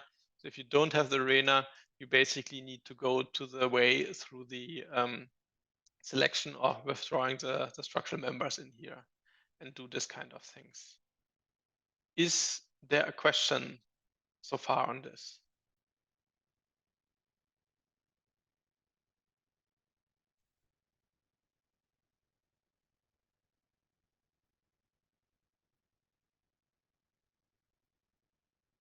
No, that's great. Just one little one. Is this depending on the software version license type with the ground supports, or doesn't that count as ground support? The ground supports are always possible to calculate with this. So it has an impact on the loading points. So every of the top points basically is a point that need to use to calculate. But also in the basic version, you can calculate the ground supports. Okay, gotcha. Thank you. Yeah, I just had a little one. The 3-leg bridle looks wrong. That's something from Vectorworks, I assume. Yes, the auto bridle tool has some perks with this. So Right. you could you could use the production assist way of doing it. So then it always adds the 2-leg bridles in there. So that's one thing that also lets you freely choose this in here. Or you could do the manual mode in here. So you see that this it doesn't really generate you the values, and if you're in the 2-leg, it's well, also not the best thing in there. So it has some room for improvement, but you could use the manual mode, and then basically what you can do is we want to support this in the middle, then you click on here, and then you click on here, bridle parts, and then it inserts you this bridle as well. So that's with the manual mode, sometimes a little bit easier to do this, and it's also connecting to the roof system with this. This said, sometimes you need to change the trim of the leg so that it's at the right position to join in with this and come to a proper solution for this. Okay, then recapping what we've just saw with this. So basically, if you're using Production Assist in Vectorworks, you need to install the plugin, you need to install the desktop app, and you need to activate it for the drawing. If you do this, all of the other stuff basically works automatically. So every time you're changing something, or if you're doing something with the thing, it updates you for this. What is really important is basically the 3D geometry of this. So for example, in order that the hoist is connected with a truss, it needs to be close to the truss and stuff like this. Same applies for loads and stuff like this. So stacking is also about the 3D structure as the 3D position. So an object is then stacked when basically you go in here and stack them like this, so that they're actually physically stacked in there. Production Assist talks a lot with the error messages to you. So if there's an error, right away we immediately tell you that there is a new that there is a problem, and then, well, to fix it, just change it, and then the problem goes away normally, so that you have this and then it becomes green with these kind of things. You can do the roof system with this kind of things. You can do drops, you can do stack truss, you can do rake truss, and all of the stuff. The results are always in the calculation result object in here that you can use, which is a normal Vectorworks object, so all object into one, with these kind of things in there. One important thing, especially when you take over plans from other people or not starting from scratch, is the eye mode in here. So if you turn on the eye, only visible objects are calculated. If you turn off the eye, which is default setting, everything will be calculated. That is in there so that it's not overtaking something like this. So if you are importing the roof system, you need to add also the support points for it. Every time you're importing or adding an object which is not available in Vectorworks, you normally go to the new object tool, go to the symbol, and then find the one that you have. We will having a closer look when we're looking at the ground supports, but that is something that we do after the break. So let's move on with these things and have one more look onto the thing. And I actually forgot one thing. I changed a little bit how we're doing this demo, and I see that I forgot one thing to tell. And this thing actually is quite important. So that's why I'm starting this and I'm showing this now in there. It's about the safety factors used by Production Assist. For this, I will draw two things in here in there. So I will draw a ProLight truss, which will be calculated by Eurocode. I will put in where we have it a Tyler truss, so a 12 by 12 inch truss in here. Then a V truss with 12 feet. Well, 11 feet doesn't really make a difference, but that looks like this. And I will add the corresponding hoist to this in here. 1, 2, 3, 4. I show the ID label so that we're getting forces on this, and I show the bending moment on the deflection and the bending moment on this in here. So one important thing that you need to have in mind for all of this is the actual the safety factors for all of this. Production Assist always calculates two things for you. If you're going to the load combination, there are two load combinations in here. One is the usability, and one is the Eurocode ultimate failure that you have. The usability workload is a load case where there are no safety factors, but one. So it does a one-to-one calculation for this. This calculation is used for the hoists because the hoists don't need additional safety factors for this. Then there's the Eurocode ultimate failure. The Eurocode ultimate failure is a calculation that does the calculation for trusses, and in this, all the dead loads need to be multiplied by the factor 1.35, and all the payload stuff needs to be multiplied by the factor 1.5 in here. That is just basically a general requirement from doing this kind of calculations. The nice thing is that this is calculated automatically. So every time you're moving something in here, actually it is calculating both the usability and the Eurocode ultimate failure at the same time. So you don't need to worry about that the Eurotruss truss needs to be calculated by Eurocode, while the hoists need to be calculated by the usabilities. So that is something that is just done automatically. Again, when you want, for example, to add a general dynamic factor to the hoists in here, you can go in here, select the usability load case, and type in there a load factor for all loads by 1.2, press OK, and then you see immediately this here updates you for these things and give you this kind of thing in here. The truss itself does not really is affected by this. There is one exception for this. So all the trusses that need to be calculated by ANSI or the old DIN for the German trusses, they don't need the Eurocode ultimate safety factors. Production Assist is smart enough that to calculate the US trusses again by the usability, so without the safety factor in here. So again, for the Tyler truss, for example, the usability load case is done. This is done by the actual code that the truss cross section is in there.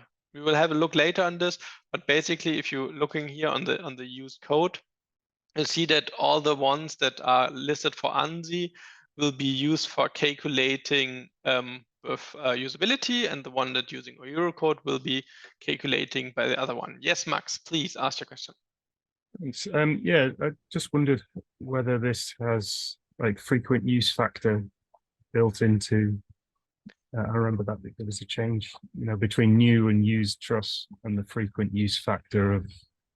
You would enter them just here in the usability.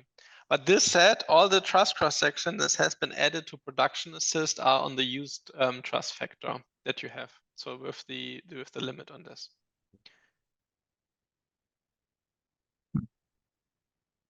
No, you still don't seem happy. So when you would set this factor, you would set it in here. So the factor for all loads, if you want to have an additional.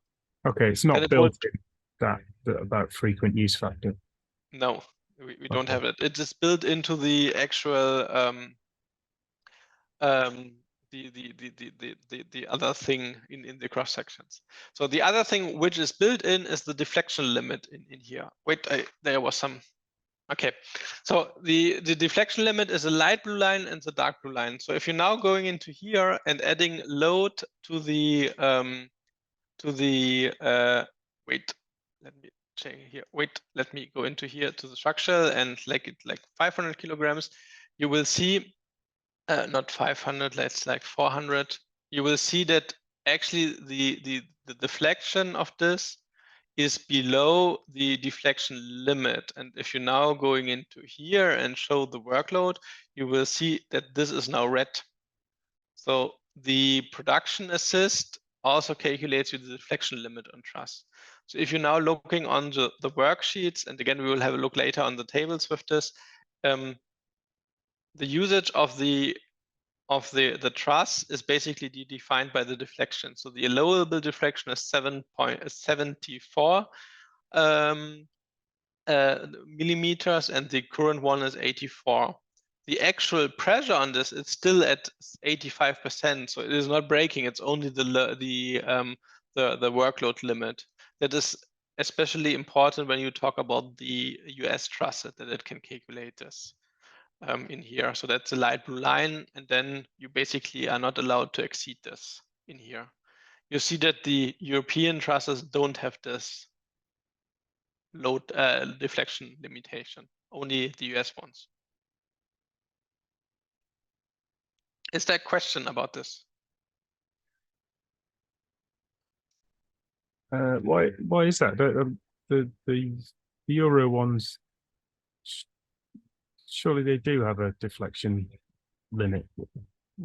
Is that just built into the load tables that you can't after a certain span or it'll deflect too much? Well,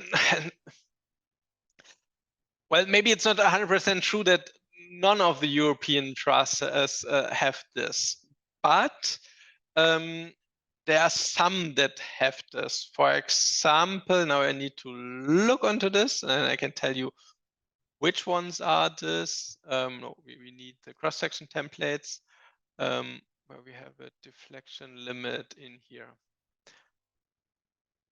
So all of these trusses have a deflection limit. And for example, the ASD, so that's a French manufacturer, they have this deflection limit. As well, do the LeadTech ones have one? At least I think that they have one. So the problem with deflection limit is the following. So deflection is not damaging the truss. So the deflection of a truss has no impact on how durable a truss is or not. but it has an impact on the visual thing. So when you have a European truss, so with Eurocode, for example, the ProLight or the other one, they list you the deflection in there, but they don't limit the truss by its deflection, but only by the allowable stress. In other words, the same truss that is in the US overloaded in this case, so it's at 130%, would be, when it would be a European truss, still be okay. So on European truss, you could put on more load and greater distance because the manufacturer don't limit this. So there could be other rules in place that also tell you that you should limit your deflection, but that is not part of the European load tables for a ProLight, for example, or for Eurocode. In the US, they put this in there. So the interesting part of this load limit that they have in here is also, if you're having a look on here, depending on the on the truss manufacturer, where we have it, the truss manufacturer can choose their own deflection limit. So there are some that have 180 as a deflection limit, and there are some that have 160 as a deflection limit. And for example, the ASD trusses, they use 100 as a deflection limit. That's always percent basically. So length divided by this thing is the allowable deflection. So in the US, every manufacturer can pick their own deflection limit. So there is no reason why, for example, JTE has 160 and Tyler has 180. So this limitation is a little bit, comes more from the user side because they want to put it away from the user. But again, deflection does not kill the truss. So the truss can deflect as much as it wants, as long as the stress inside the truss is in there. In other words, and now in there, and if you look on here, so if you go in here in the structural in this, and so with the limit that you have in place, you could only hang like 340 kilograms, like 700 pounds on this truss till it thinks it is overloaded. If you would do the same truss with the with the real stress values, you see it's at 75%. So you actually could put in 25% more load, like this. So then it would be even more, 450. So even with 450, this truss will not break. It will just deflect more than the manufacturer saying that it's okay that it's deflect. But again, deflection does not kill the truss. Still in production, as we show you that there's an overflow because it's not in alignment with the load tables the manufacturers are giving with this. Okay. Is there another question about this?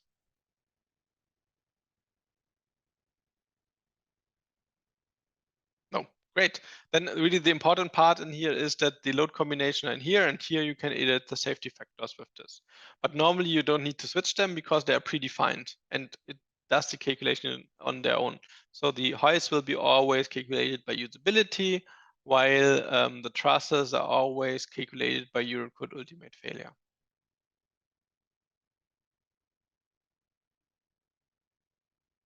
Okay, let's move on. So the next thing that we have where it's about drawing is the ground supports with this. So the good thing is ground supports are really easy to do. So if you're doing a ground support, basically the only thing that you need to do is you need to draw the ground support. So in order to do this, well, a 40, with this, I draw my ground support like this. I attach a box corner to it. I switch to 3D, and I go in here and draw this going down with this. So it's like this. So now I have like my column in here that I have. That's all the things that I can do in Vectorworks with these things. And now the next thing that we need to do is we need to define the bottom supports. In order to do this, as there are no bottom supports in Vectorworks, we need to use the production assist way of doing this. So you need to click on new object, which opens the resource selector from us, so which comes with the default content that is part of production assist. Then you go to the ground support attachments, here support with this, and there's a ground support attachments 1 by 1. This is basically like a bottom plate, a big one.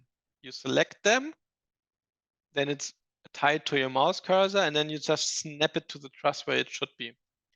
If you click it, out of the box, this can be calculated. So if you're now going to the calculation reports, influence lines in here, you see with this plate in here, it can calculate it. It shows you deflection figure and all of the stuff in here. So that is on a really, really easy way how ground support calculating is working. So there are basically two main different types of ground support base plates. The first one I just showed to you. This is this thing. So it's like a bottom plate which has outriggers, which basically define how the structure would tilt and tip with this. But there's also so-called ground support attachment that we used before, where it's just one point that you have like this. If you insert them, and I'm showing you, they have a slight difference in the actual calculation effect that we have for this. For this, what I do, I move them up a little bit so that they are like this. And just in there, let me quickly go into here. So that is like this. Wait, why does this now come in? So that we have it like this. If you now look on here, these two ground supports, when you look at this, they have different way of defining the support in here on how the column behaves. When you have this ground support, which is like a point-based support, you see that it doesn't fix the bottom point. So it can basically freely move in here. So it's not holding the truss fixed. This is a type of ground support that you want to use if you're just using small base plates which don't have an outrig support. How you see this is that actually the deflection figure of the truss has like, has like a curve in here. So it is holding still basically. And there is an angle at the start in here. When you look at the left truss, which is like the base plate in there, you see that there is no deflection or no angle at the bottom in here, only at the top. So it's holding it really so stiff in here. So that is the two main difference. So these kind of supports are there in there. So if you're having a roof system or a ground support that is using these kind of plates with a larger rigging plate, then you need to use the ground support attachment 1 by 1. Or if you want to use the point load things where it's just one point and nothing is preventing it from tilting, you need to use this point in here. So far, you have the option that that you switch between these, so you see you can combine them, and it also has an effect on buckling.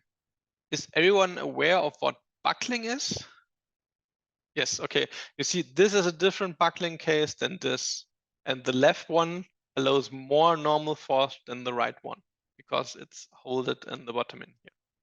The other thing that I just want to show with this without going too much into detail is something that we see from time to time is that people are doing ground supports calculation based on that they would put in a hoist on here or here. To be honest, that is complete bullshit to do. You see that the deflection figures and all the the bending moments are completely different between the between loading points that you put on it and the ground support bearing that you have with these kind of things in here. But this so far, so we will have one more look into this. I will delete this and I add a ground support attachment like we just had in here so that we have two of them in here. And then you see, well, it looks like this. So when you look into the Vectorworks thing, it shows you how many load basically is on each of the different points that are in here. So you see that's always like 0.22 and 0.29. So there's some load which is going into this, which is fine so that you're seeing how it's basically distributing with this kind of things. So normally this is not a problem. But the thing that you actually want to calculate when it is about ground support in there is the tipping of the structure. So you can assign basically a wind load to this structure with two things in here.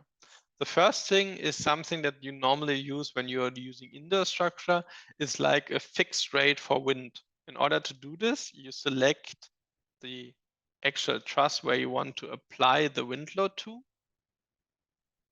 Then you can go to selection, create wind load, and then you have the wind force as the bottom in kilonewton per meter on the truss, and you have the wind load above the first distance in kilonewton there.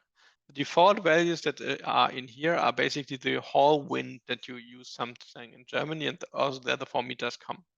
You can give an angle for the force, so by default it's coming from the x direction, and if you set it to 90 degrees, then you will see that it comes from the right, and like you would expect, it is now blowing this to the right.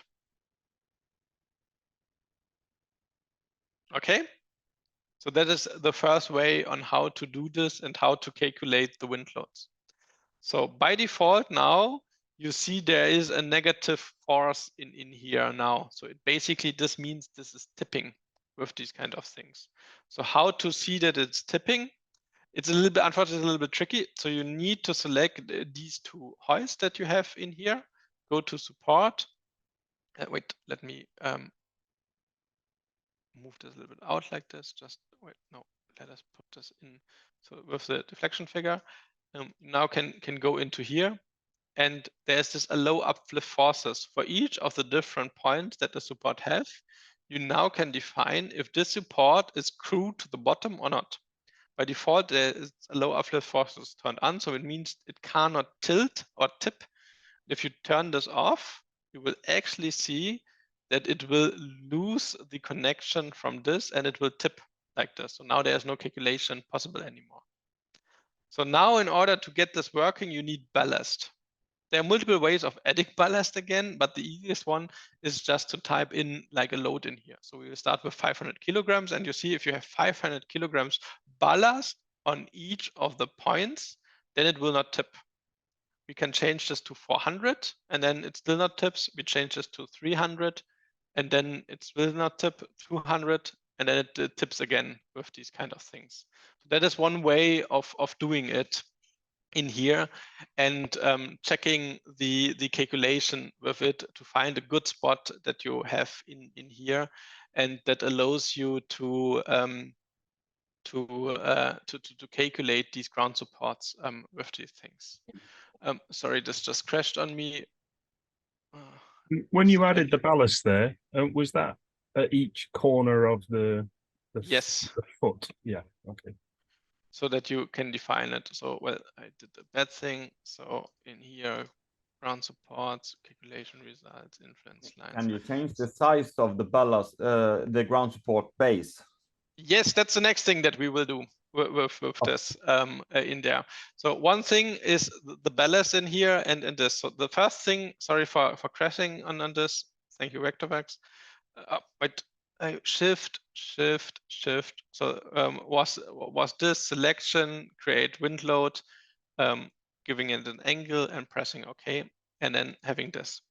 So the other thing that we will have a look on the ballast, how to change this in 1 second. The other thing that I want to show you is the other option to calculate wind load. So this kind of thing is normally for indoor structures. What you also can do is you can draw a plane. Again, this only goes over production assist. You need to click on new object. You need to click on the polygon, and you need to click on the array mode. So new object, polygon, array, and then you basically draw the extent of the plane that you want to be wind sensitive. So I have here now a polygon, which is just in the thing that is defined. I make this now filled. In order to do this, I go select the polygon, I click on an edit defining resource, polygon, and in the line properties, I fill this. So I activate the fill, and then if I'm going out of it, you see it is just filled. That is just for the graphical representation in here that we have for this. So it is not really that we need the filling, but it helps. So the next thing that we will do is I click on the calculation results and turn on the show wind load direction. The show wind load direction gives you now this red arrow in here. So the wind is coming from the left and blowing in this direction.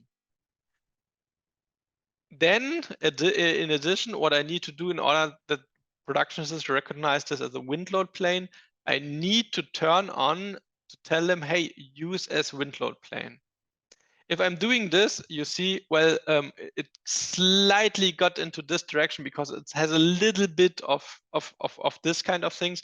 But if the wind coming from this direction, basically the wind load plane that you have in here has no effect on all of this. You can change the angle from which the wind is blowing again in the load combinations. To do this, you go into the Eurocode Ultimate Failure and type in here like 45 degree, and then you see the wind is coming from this direction and it is blowing like this from here. Then you're seeing it's coming more. When I go to 90 degree in here, you see it is blowing into this direction as well. If I'm going to 270 degree, you see it's blowing in the different direction. So depending on the actual wind load direction that you have, you can change the impact of this on which direction the wind is coming. If I'm letting it blow from the side, you see only the normal wind load which I've created before is applying with this. So these are the two ways on how to do the wind loads basically with these things. So the plain way of doing it is one nice thing if you're having like this kind of planes in there. That's normally not so much for the indoor applications, more for the outdoor applications. The other way with this is more for the indoor applications that you are doing with this, and then it's depending on how you are doing this. So how does now the plane calculation works? It's a multi-step solution. With this, and multiple things have an effect on this. So the first thing that you see, you can define the direction of the wind load. So this is nothing that comes from a standard or so on. That is just something that you need to define on your own. So I think when you're outdoors, there's no way that you can manage from which direction the wind is coming or not. Maybe if you are indoors and there's only one way how the wind could blow or something like this, it could be a little bit, but basically in here with this degree, you can change the direction the wind is blowing from. That's the first thing. Then the next thing, if you click on here, there is the wind load settings in here. And the wind load settings is for currently we have Germany and France. So we're adding more and more of these things. So when you're in Germany, there are 4 wind load settings. If you're in France, there are also 4 wind load settings, which show you there's this wind load setting 1, 2, 3. So depending on the area where you are, you need different default wind pressures and default wind pressure short terms.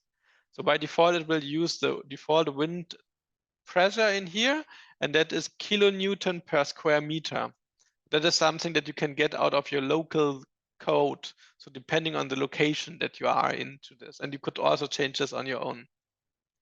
Then the next thing that plays into this is when you're selecting the actual wind load plane is this use as wind load plane. If this is not activated, you see it doesn't have an effect on it. If you have activated, then it has an effect on it. If you don't have activated, it has an effect on it. The other thing is the CF value. The CF value basically defines what's the factor from the wind load per square meter that this actually gets load. The factor that we have put in here is 1.8. That is really, really big. The reason for this is that this is the safety factor for billboards that you do, like this billboards on streets that you see, they need to be designed with such a value. That is the highest value that you could find. Normally, if you're doing staging, it would be something like 0.5. So because it's not that rigid with the wind and stuff like this, so the wind could pass through the planes and stuff like this. That is a value that you need from the manufacturer of the plane, basically, that tells you what's the CF value of all of this in here. And then the last thing is the geometry, how this is attached. So, and that is something lucky you that Production Assist is doing automatically. So for this, I show quickly the VY. So you see the load from this plane needs to be applied to 3 different trusses. And you see it is applied to here, and it is applied to the side. And depending on the location, so if you are close to here, but it divides going into this, and if you're more into here, more goes into here. So more load from this goes into the middle than to the outer things in here. That is also something that Production Assist is automatically calculating for you. So it applies for this. This also works for non-polygon things. So even if you have like a truss in the middle in there, it will also do this. I think I quickly need to show one demo. I quickly do this. I've prepared this in the Production Assist app with this downloads, write, test, content, ground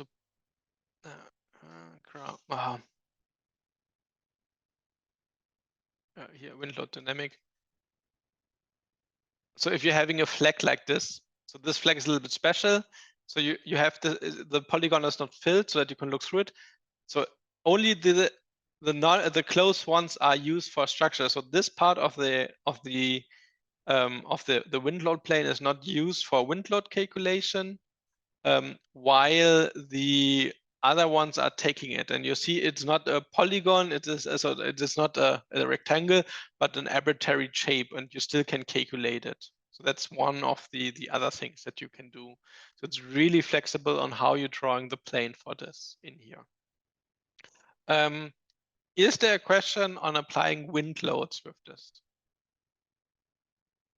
Yeah, Max. Yeah, just this diagram you've got on the right, to my eyes, it looks like there's less going through the top when you said there would be more. Like, am I reading that?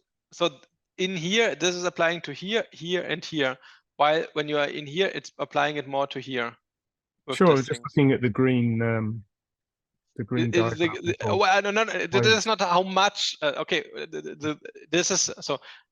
It is a jump with this. So actually, how much load is applied is the jump into here, not how much it is. So that is in there. So it is. So this is what is damaging it, but the change of it is basically the load assigned. Mm-hmm. Thank you. It goes well.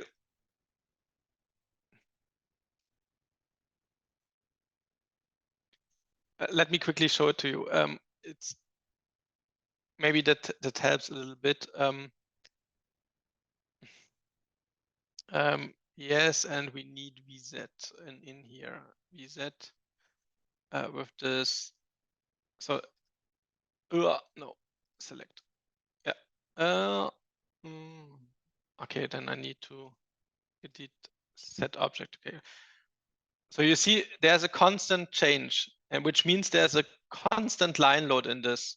And you see, in the middle there is no shear force, but on the outer edge there is shear force in here, which is similar like you've seen it before. But what is important for the to see how much load comes into the truss is the difference between this point and the point to the right and the point to the left. So if you're adding, and now the last thing, and then we have the structural calculation 101. So you see this is a jump in here. And the jump basically means there's someone who's inserting in load. Now, if you're looking in the edit, remove object to calculate, it's always this jumps where the load comes from, and then how much load goes into this. Okay. Thanks. So while this point goes to this, and this almost equally, this point almost exclusively goes to the right.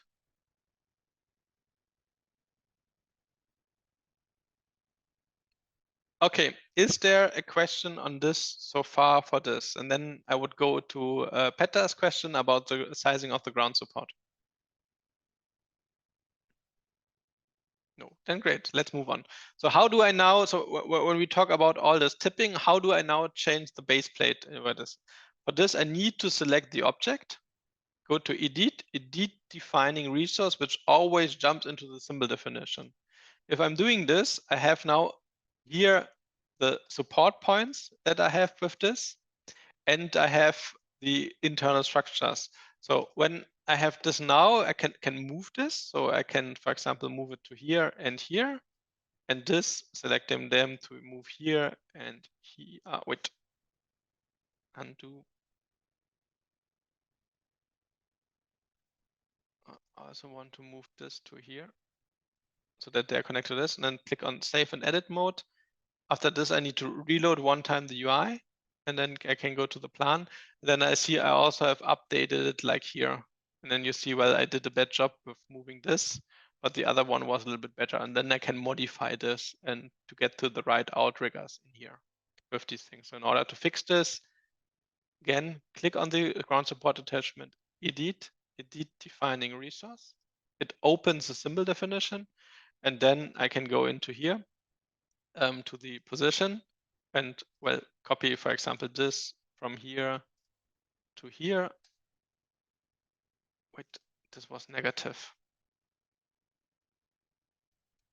So like this, and then from copy the Y coordinate from here to here, and then set this to 0 so that it's up in there, save and close edit mode, reload one time so that it's refreshing the symbol, go to the plan view, and now you have updated it.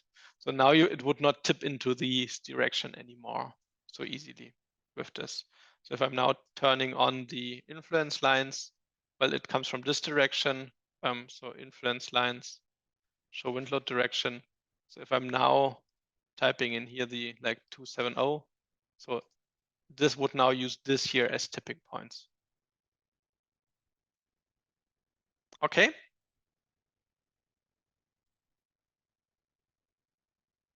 Peter, does this answer your question? Yep, that's fine. So that is basically how you do it with the ground supports attachments in here, and how to build the ground supports. And out of these structures, you now can basically do the bigger ground supports with this. I go into there, select one more thing. It's also possible to add hoists in here now and there. So if you're adding a hoist in here, you basically see that the hoist is also getting load, and, well, it's moving it like this, so it's getting a lot of load like this. And then you can calculate it like this as well. So you can mix hoists and ground supports if you want to do this in here. Okay, Max? Yeah, I just saw you expanded the base size, but it struck me that, yeah, you could move it a kilometer that way, but the stress on the bottom of the column is going to be, you haven't added any bracing or anything. Yes, you've moved the ballast further away, but the base. How to do this? Well, then the next thing in here that we would do is new object. So we can't draw ropes with this or steel pipes like this. So what you would do is you would new object, symbol, new object, connection, pipe, and you would draw a pipe from here going to here, and then you have this kind of thing and could do this. Well, if you actually do it correctly, then it works better like this. And then, well, this is how it would work, and then it would support the structure in here as well. Thank you. So this is how you could do it. There's one thing that I want to show also in this. It's a little bit, so Production Assist has also the option corner internal webbing. Here it is. Production has also the option in really calculating the truss corners with this. So you could also really import the complete model from the ground support attachment with this rig. Sometimes they are part of the ground support attachment, and then to do this kind of connection so that you really calculate the corners in here and do this. And it's also working pretty similar with this. This goes a little bit too much into detail for this training, but yeah, that's one thing that I wanted to show you. Okay, then last thing for the ground support, or well, not last thing in general, but about LED walls. So this was basically intended to be also in the other the other release trend, but we need one bug fix release, which is the LED walls.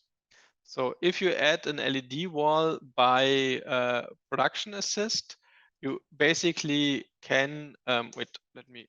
Is this now the right version? Yes. It basically generates you the LED wall in here like a structure that you have in here. The nice thing in here, you now can directly attach hoist to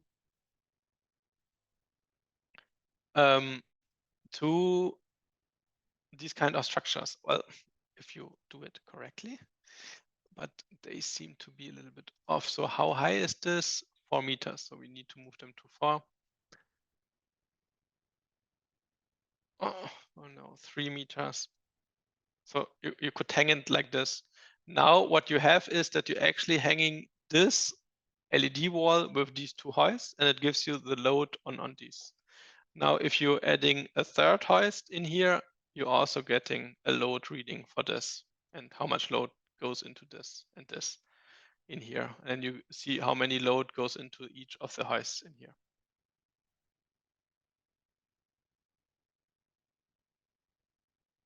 Okay. It becomes worse.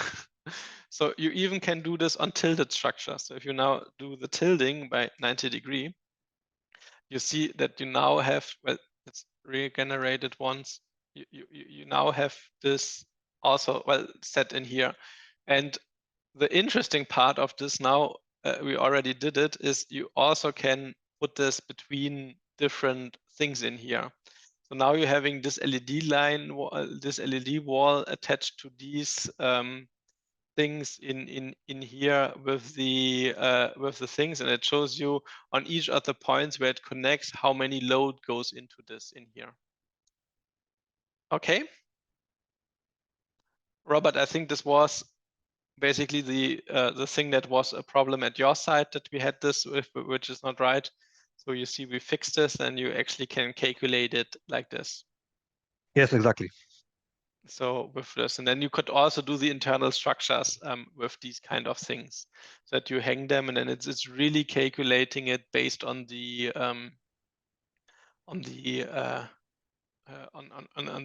modules and stuff like this. So if you now pick this and move it around, it's also updating the calculation and shows you how much load goes into this. Okay. Is there a question about this?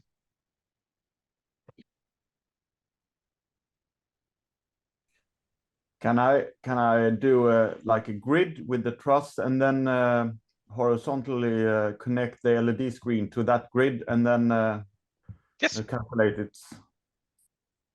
So it is like an area load with this. So let's have a look. So what you could, well, that's a little bit big. Let's use something a little bit smaller, which seems like something to do.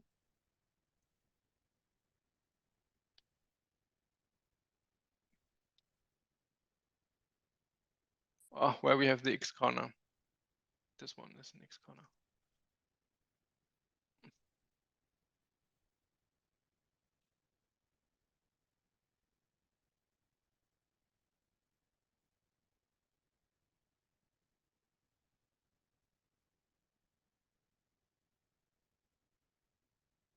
You mean something like this, or?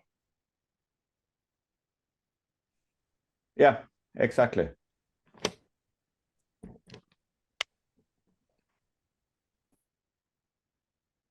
Yeah.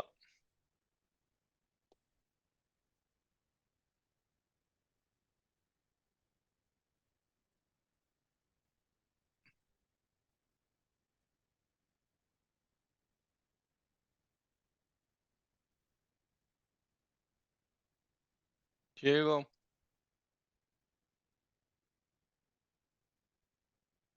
And for sure, you can make it a little bit larger. I think you all know the limitations of the LED tool.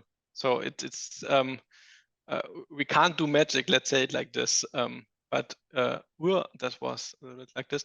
So this is now working, and it is really used as an area load like this.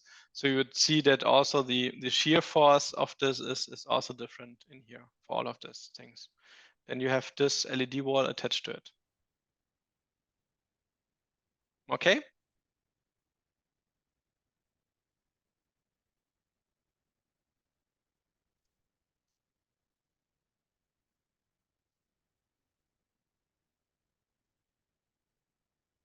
How the load is distributed. So as you would expect, more load goes into this and a little bit less load goes into this. Okay.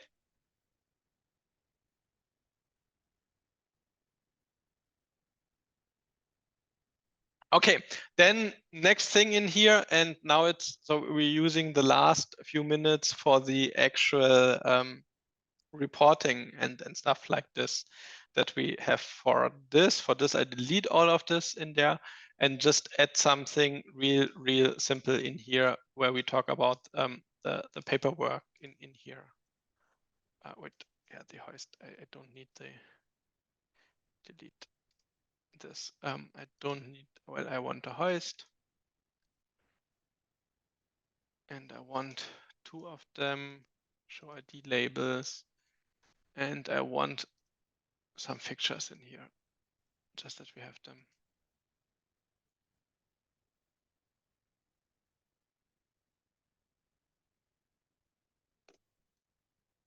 So the reason for this is we want to have a look on how to do the documentation on all of this stuff.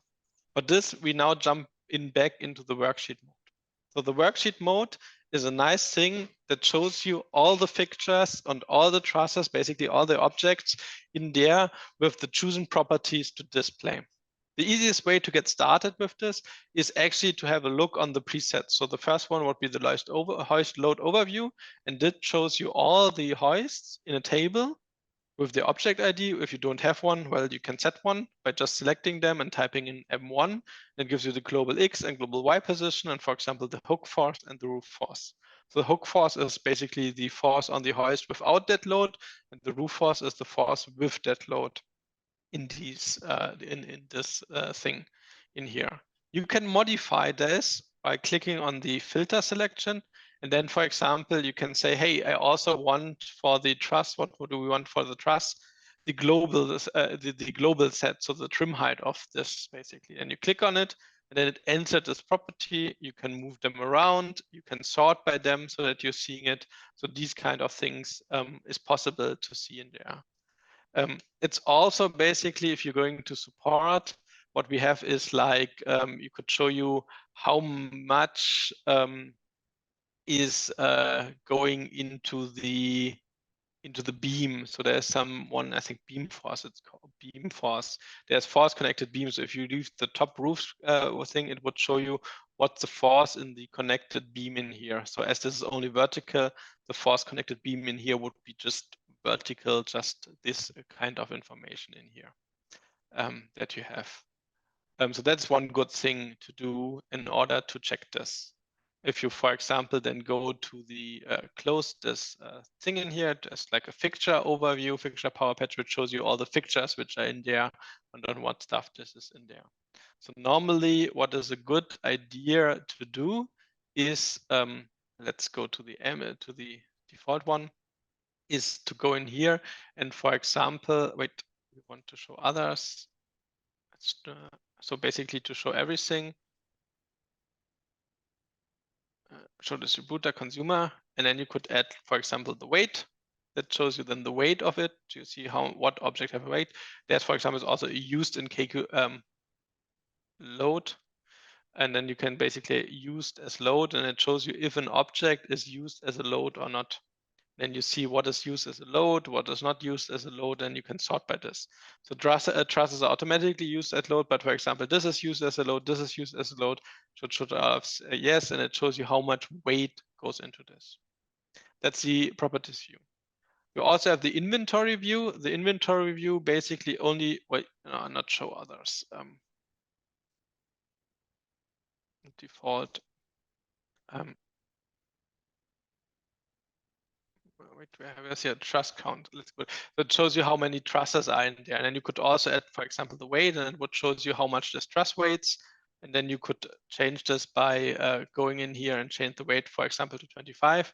It would change all the objects to this, to 25. So that's one thing to doing this.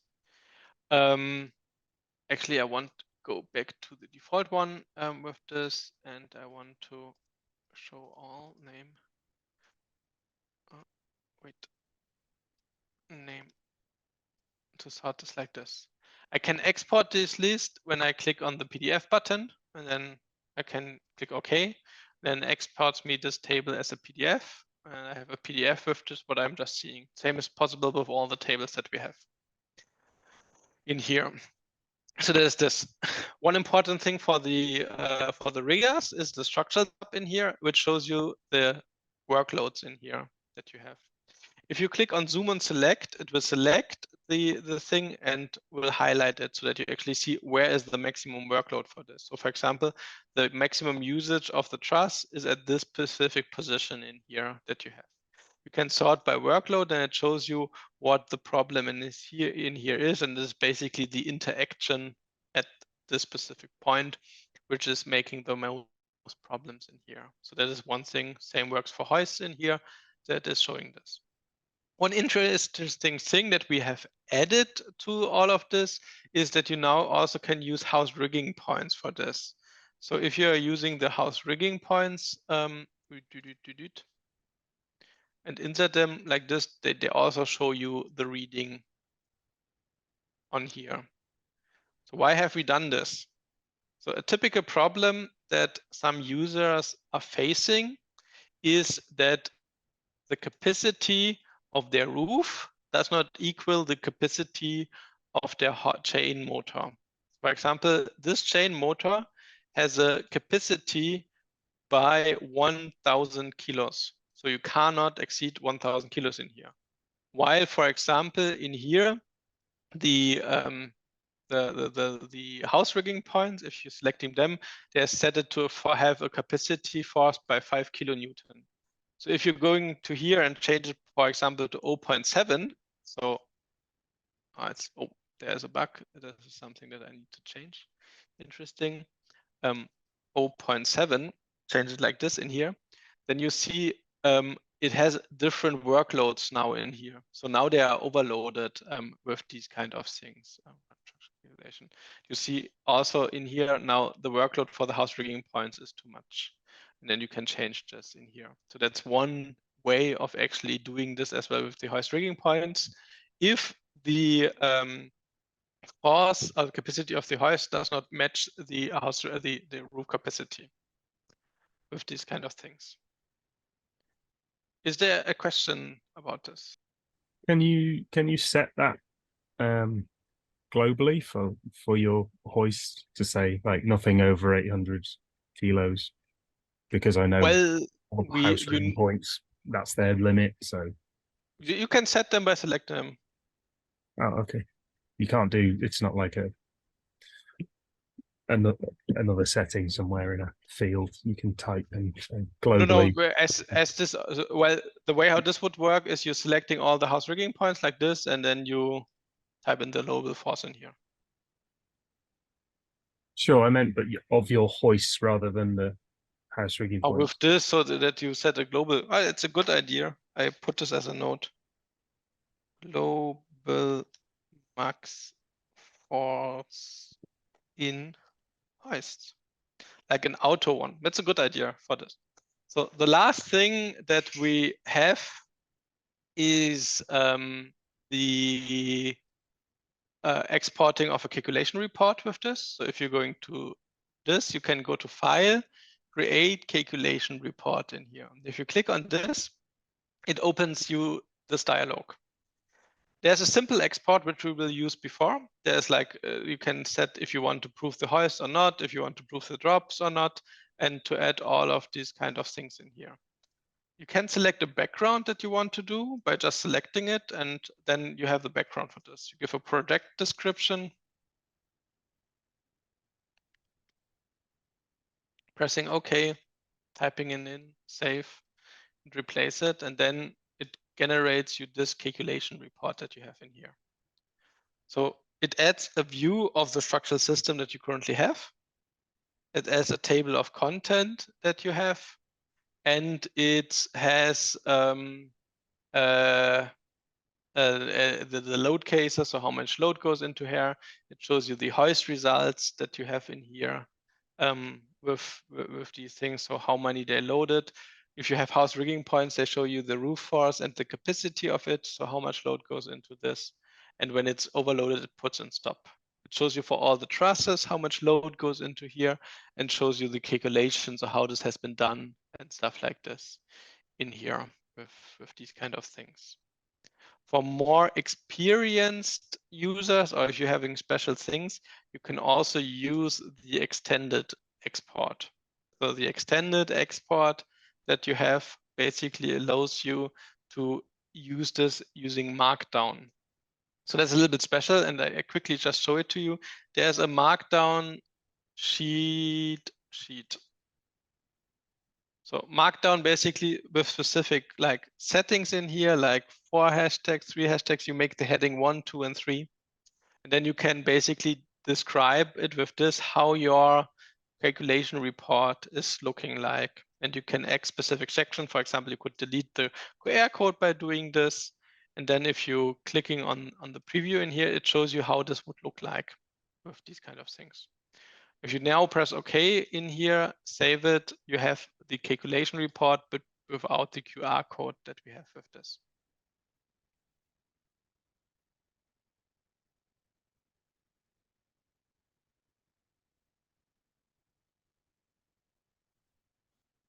Is there a question about this?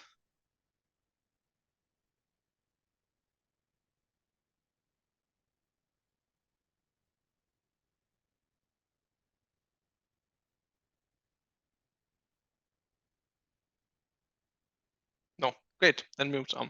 One typical question that we become is how to change the background template for this.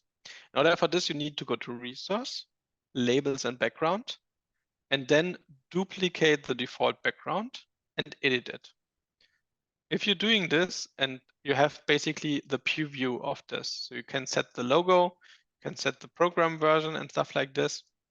And if you want now to add your own logo with this, you basically need to import it. For this, you're selecting this object, go to link traffic and click on import new image. If you're doing this, you can import an image and well, select it. And then you have this sympathetic guy over here, which is part of this now. And then you can change it. You could add more images. You could add static text that you have in here. So if you're going to new object field, insert it, then you can, when you go to the print label field, you can either use a dynamic text or a static text like hello, and then define it. You can change the text size so that it's a little bit different. You can make it bold. You can change the text color to blue, to all of this kind of stuff that you have. Then you click Save and Close Edit Mode. And the next structural calculation that you're doing, you can select the one that you have in here, pressing OK. And then it will use as well this preview in here and will set it like this so that it's using it this background. For convenience, or normally when you want to use it multiple times, you go on labels and you upload this default background to the cloud. Then you can upload it to your user folder in here. You can give it a category in here and type in with this pressing OK. And then you have it in the cloud and you could download it later for this. For this, you would go to download and import, the labels, user settings, Vorlagen, paperwork, and there are several like default backgrounds in there. Well, in order to see our new one, I need to reload it so that it has the new one that we have. I think it was this here. This. That is the way how you export the the structural calculation as well as a thing.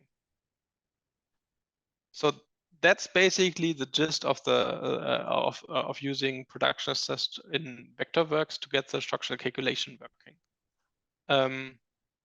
Are there any questions so far on this?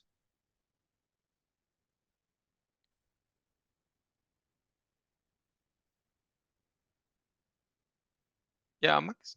I was a bit confused earlier when you had the trusses like changing height, like from one on top of the other, and you moved by 300 mil, but the truss height itself is something like 287, but it still worked out all right. Is that a tolerance? There is a tolerance built, and I think it's and I would need to check, but it's like 30, like 5 centimeters or something like this. So in here you would get the two trusses have an intersection, and then if you move it up by 300, it would just do this magic. So well, you see, I don't select one. That's actually a good example. And as long as there's a tolerance, basically, we could now try this tolerance by finding it out. So if I'm now going in here, not to meters, but to centimeters, I could increase this. And for example, at 40, it would not do it, but at 30, it does this. If you do 35, it would still do it. 36, it would still do it. 37, it's still 38.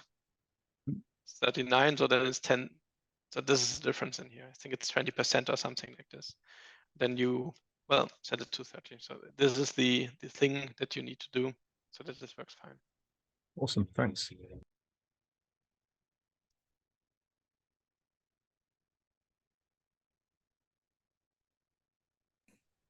I have a question about the deflection, where you could limit the deflection. Can you do it by yourself as well? So if you only want 60 mil of deflection, can you put it in on a truss yourself?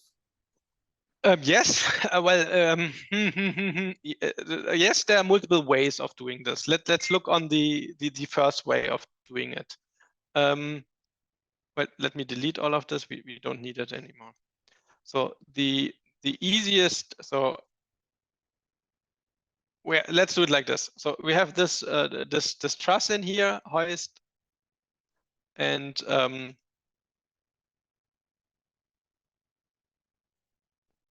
so like this, and I want to this to the deflection results influence line DU.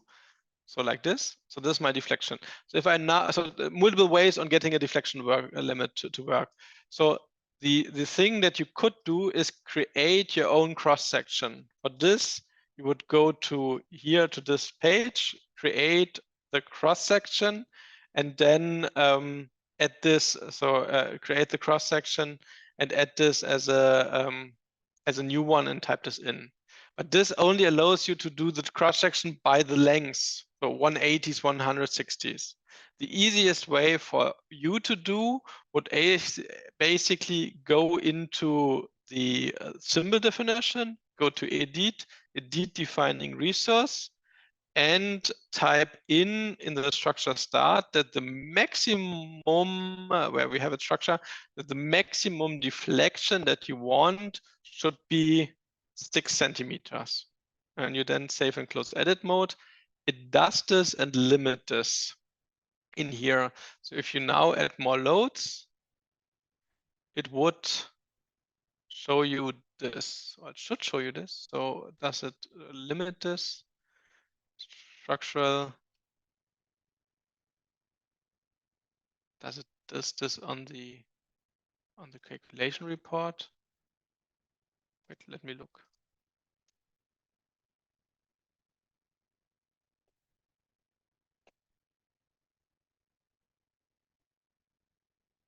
We disable this on the let me look, influence lines for workload.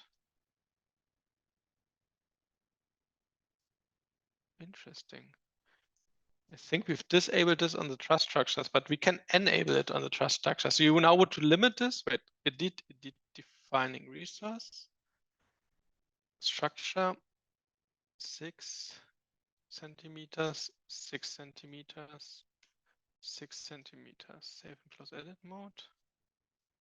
Okay, it's not working for Trusses, it's only working for the other thing. Let me check this. I put this on our list. That's a good thing.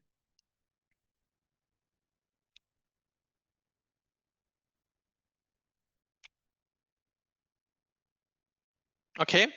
Does this answer your question? So we need to change one thing. I add this to the next update. It should be something really easy. It seems like we only did this for the roof structure, but not for the trusses.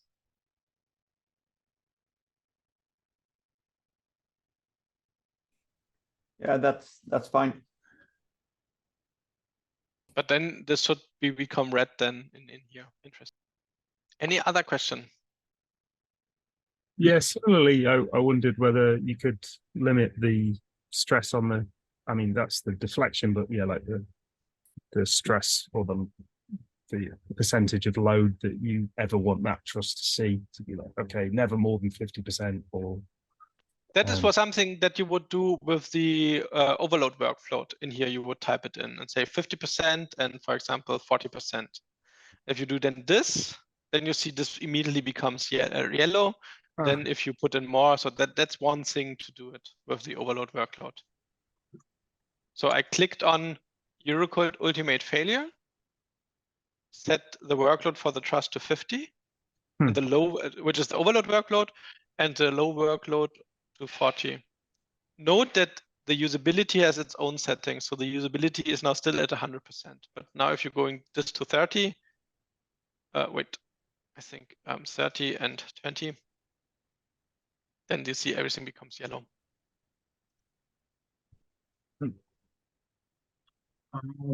I still have like one open one. Maybe it's not so much production assist related, or maybe a bit. Ask the question, no worries. I'm still looking for a way to visualize the hookup symbols like slings or whatever.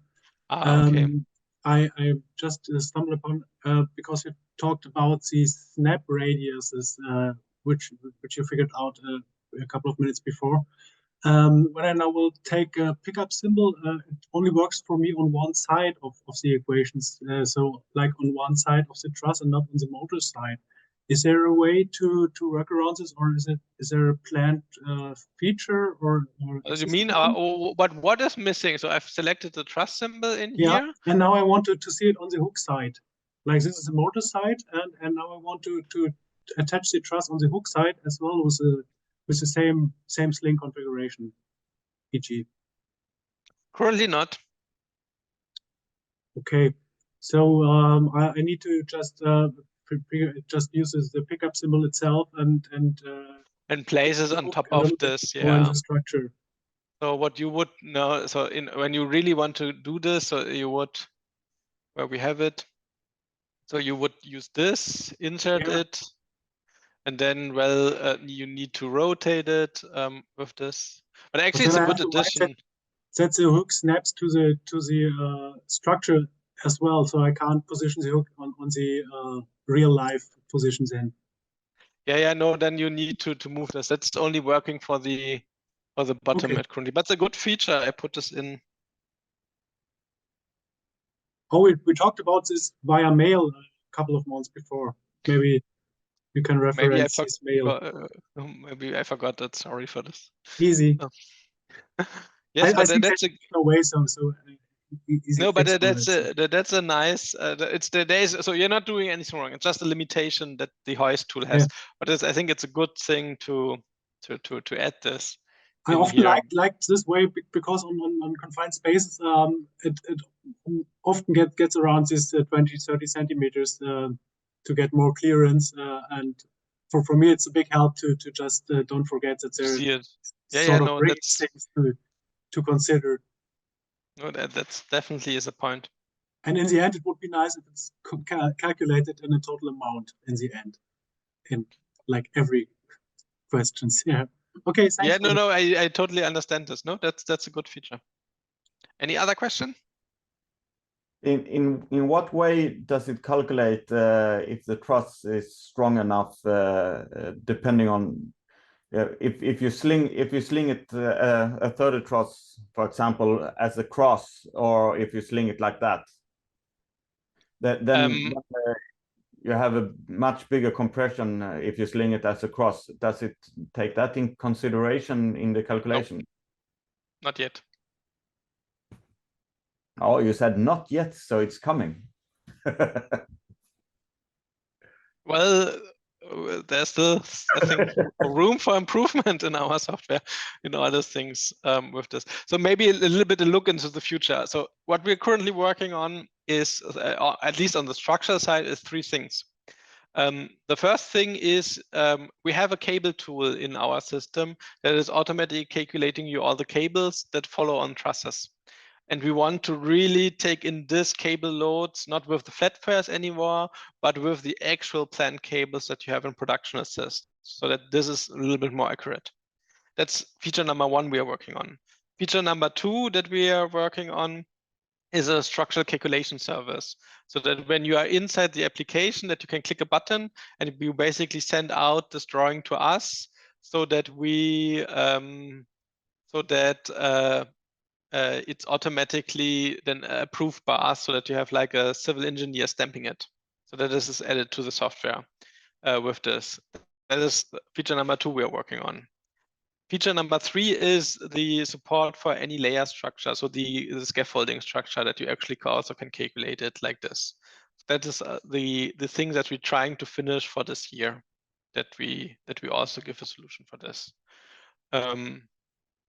So yeah, so the next update, which will come this week when we have figured it out, will contain the LED walls with this and some other improvements in here. What about the pricing of the new feature? Is it priced in kilonewtons or? Sorry, what do you mean with pricing? The pricing of the new calculation feature, the pull request. How we do this? Well, No, it was just a joke. No, but the kilonewton is a good thing to do. That's actually one of the things that we're currently working on. So to be honest, we will use Production Assist for this. So it's so basically how this works with the thing is that we look on what you drawn in there and look if everything seems regular, if you have put in any effort with this. So it's the big thing in this, and the big advantage is that we don't need to recreate anything. So we know that Production Assist is doing right. We know where the limits are. And so if you're doing it then complete in Production Assist, we can be really fast. So we're trying at a service which is fast and affordable, basically. Okay, cool. With this, so that so it's when like you a double cross check for my own drawing and reasonability check. Yes, it's the same thing that the civil engineer would do. So if you send to a civil engineer, he's doing the exact same things with this on this. So we are civil engineers here. But like it's so all based on Production Assist, and it stays inside the Production Assist system. You don't that makes it in another system. No, we know that our system is good. So let's say it like this. So we know where the limits are with this, and that what is making it fast with these things in India. These are basically the direction that we're going with this, because what we see quite a lot with the systems that we've created, that people are struggling in using them with them. So they think they're doing something right, or they're not sure, and they have nobody to talk to. That's also why we offer this this trainings now for Production Assist, so that you actually get an idea on how to use the software, what's the intended use, what are the limitations of the software, which is maybe the most important thing. And with the calculation service, we really want to be part of the success of this, because that I think basically increases the trust quite a lot. Yeah, cool. I have a question about the cable tool thing you're working on. Are you going to do so you can have a extra hoist pick up just the cables as well? Yes, so for sure. Because you many times you have an extra hoist just for the cables on the side. Maybe let me, okay, I show this a little bit so that we get an idea how this could look like. So So how does our cable tool work? So if you drawing a cable, or if you, so the first thing about our cable tool, and that is basically what is different than, for example, what the Vectorworks, what we've done for Vectorworks. So if you in our system want to connect this thing with this thing, you don't want to draw a cable. What you do is you basically wait. For this, I need to switch my workspace to all again so that I have everything. I go to electrical and data, and then I say I want to connect it with the out distro HAN. And then it does this connection. So this becomes green, the cable. And you have seen cables that it has been chosen a cable for this. Let's change to meter. So you see from here to here, it's 10.41 meters. So it has selected a 10-meter cable and a 2-meter cable for this in here. So the next thing, and well, let me move this quickly up in here so that it's at a good. Now you see that's what I meant with moving stuff up and down, which is sometimes a little bit challenging in Vectorworks, but no worries. Let's move it up so that what's actually this? That's the sling symbol I have still in there. Okay, so now it's at the right height. So now what I'm doing as a next step, I'm adding one distributor, and now I need to find one with a HAN 16 output. Maybe this has a HAN 16 output. I have no idea, but let's see. So I can now here, perfect. So I can connect now these two. So the blue line is a connection from the truss, but it could not connect the other thing. So in order to do this, you would use the cable tool thing, and then you would basically draw a cable tool going from here to the floor and then to here. And if you do this, you see automatically it will calculate you this as well, and this should be also have a drop point in here. Okay, so that you could attach at this point a cable drop. So this is what we're trying to do with it. And do you have the swag in between there as well? That's as well. So so basically this here is on the floor, and this is all hanging on the truss. So it needs to be a load for the truss, and this needs to be a line load for the truss. So what is actually coming? Wait, let me show it to you. It's actually a nice. It's actually a nice thing. So in the next release, we're having one new feature in that. So always, we unfortunately we need to go step by step for this. So we have added one feature, which is the dock functionality in here, and that is also part of this. So if you're adding a dock with our software, you can add a dock, for example, in here, and then it shows you what is running through this dock, and you can define if the cables should be cutted at this dock. That is something that we needed for the thing. So you saw the symbol. So there's a hearting going to the hearting in, and if you would now label this D1, and you would call this P1 for plug box 1, it shows you in here there is the plug with the symbol. So let's call it dock A. So in here there's dock A, and through it there goes the hearting P1 for hearting from D1 to the P1. And even if you now add more of the things, so add another plug box in here and connect the plug box with the other hearting distro output in here, you would see it would show you this also as well in here. So all the cables, and that would then also be used for the drop calculation. So that's a little bit the thing that we're doing. So we need to do this, unfortunately, step by step.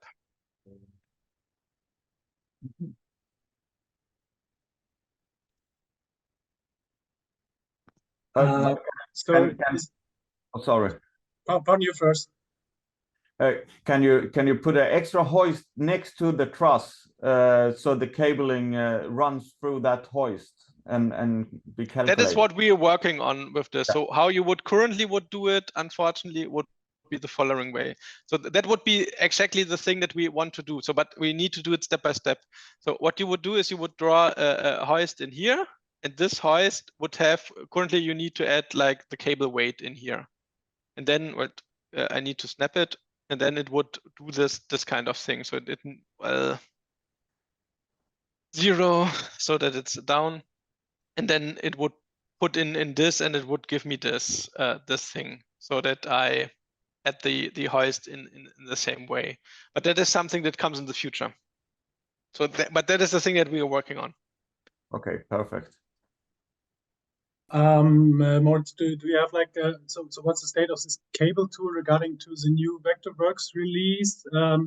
Is there maybe a chance to put it as an extra topic for maybe like a little bit more in detailed meeting?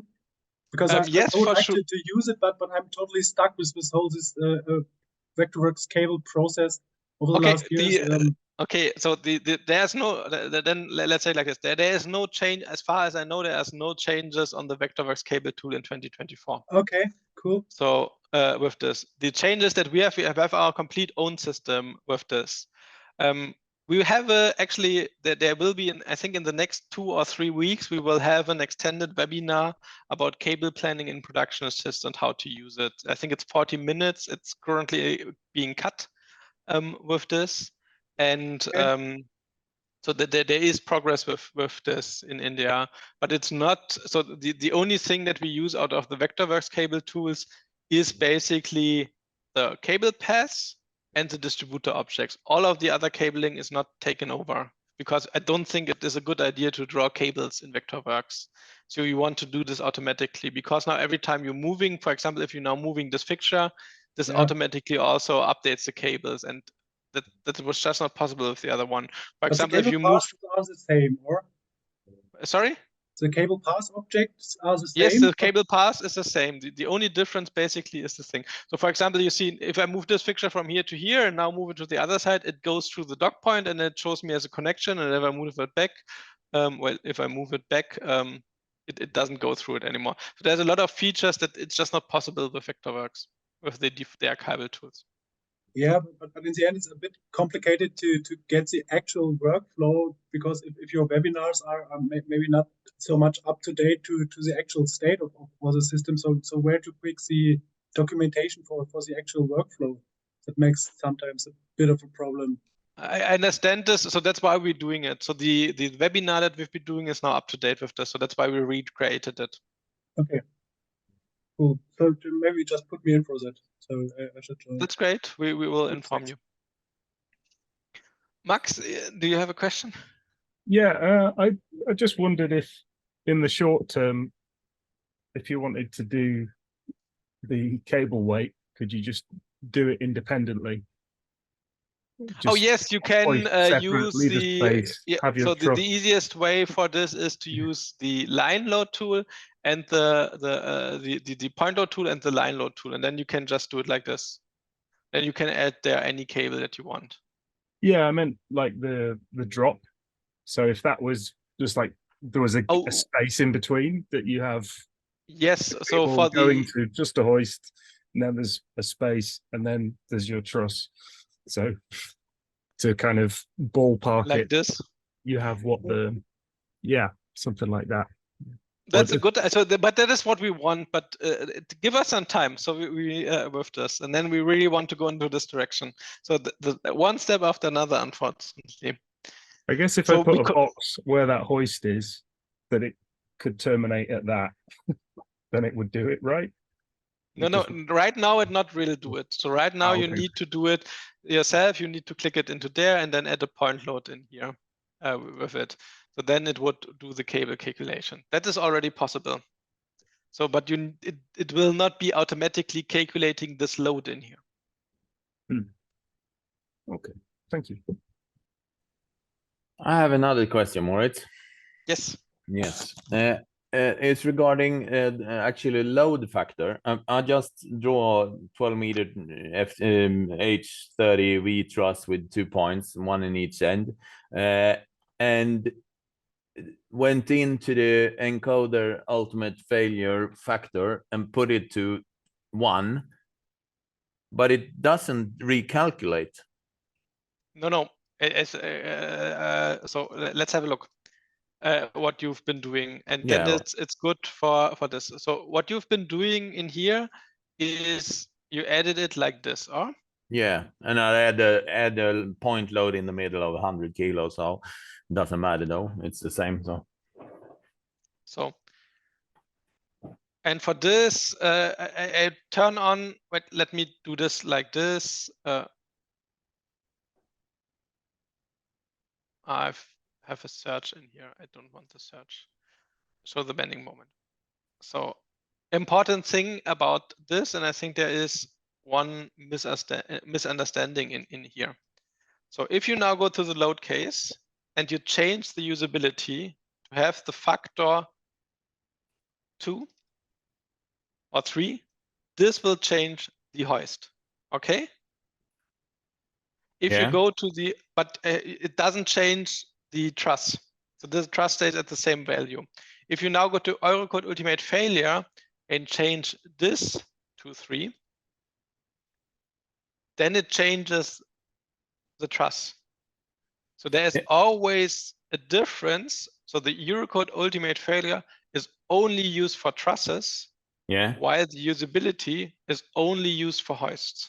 Yeah, but what I did was on the ultimate, I actually changed the factor dead load, payload, and cable load to 1 instead of 135. It was. Yes. Yeah. But this does not have an effect on the hoists. Okay. So again, the usability is only used for the hoist, and the Eurocode Ultimate Failure only for the trusses. So but you don't need what you are doing, you don't need to do. So you see, it is always using the usability with the safety factor 1 for the hoists, and it's always using the Eurocode for the trusses. So this changing of of load cases is just not needed to be done. It's just automatically done with it. Yeah. Okay. Yeah. Cool. Cool. Thank you.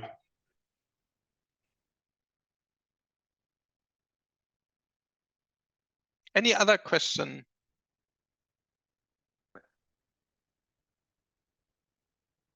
No is also a fine answer with this. Because otherwise I would wrap it a little bit up and make a little bit summary about the most important stuff that you have to heard this once again. I know it's a lot of information with this, but I think this helps quite a lot. Yeah, Robert? Hello.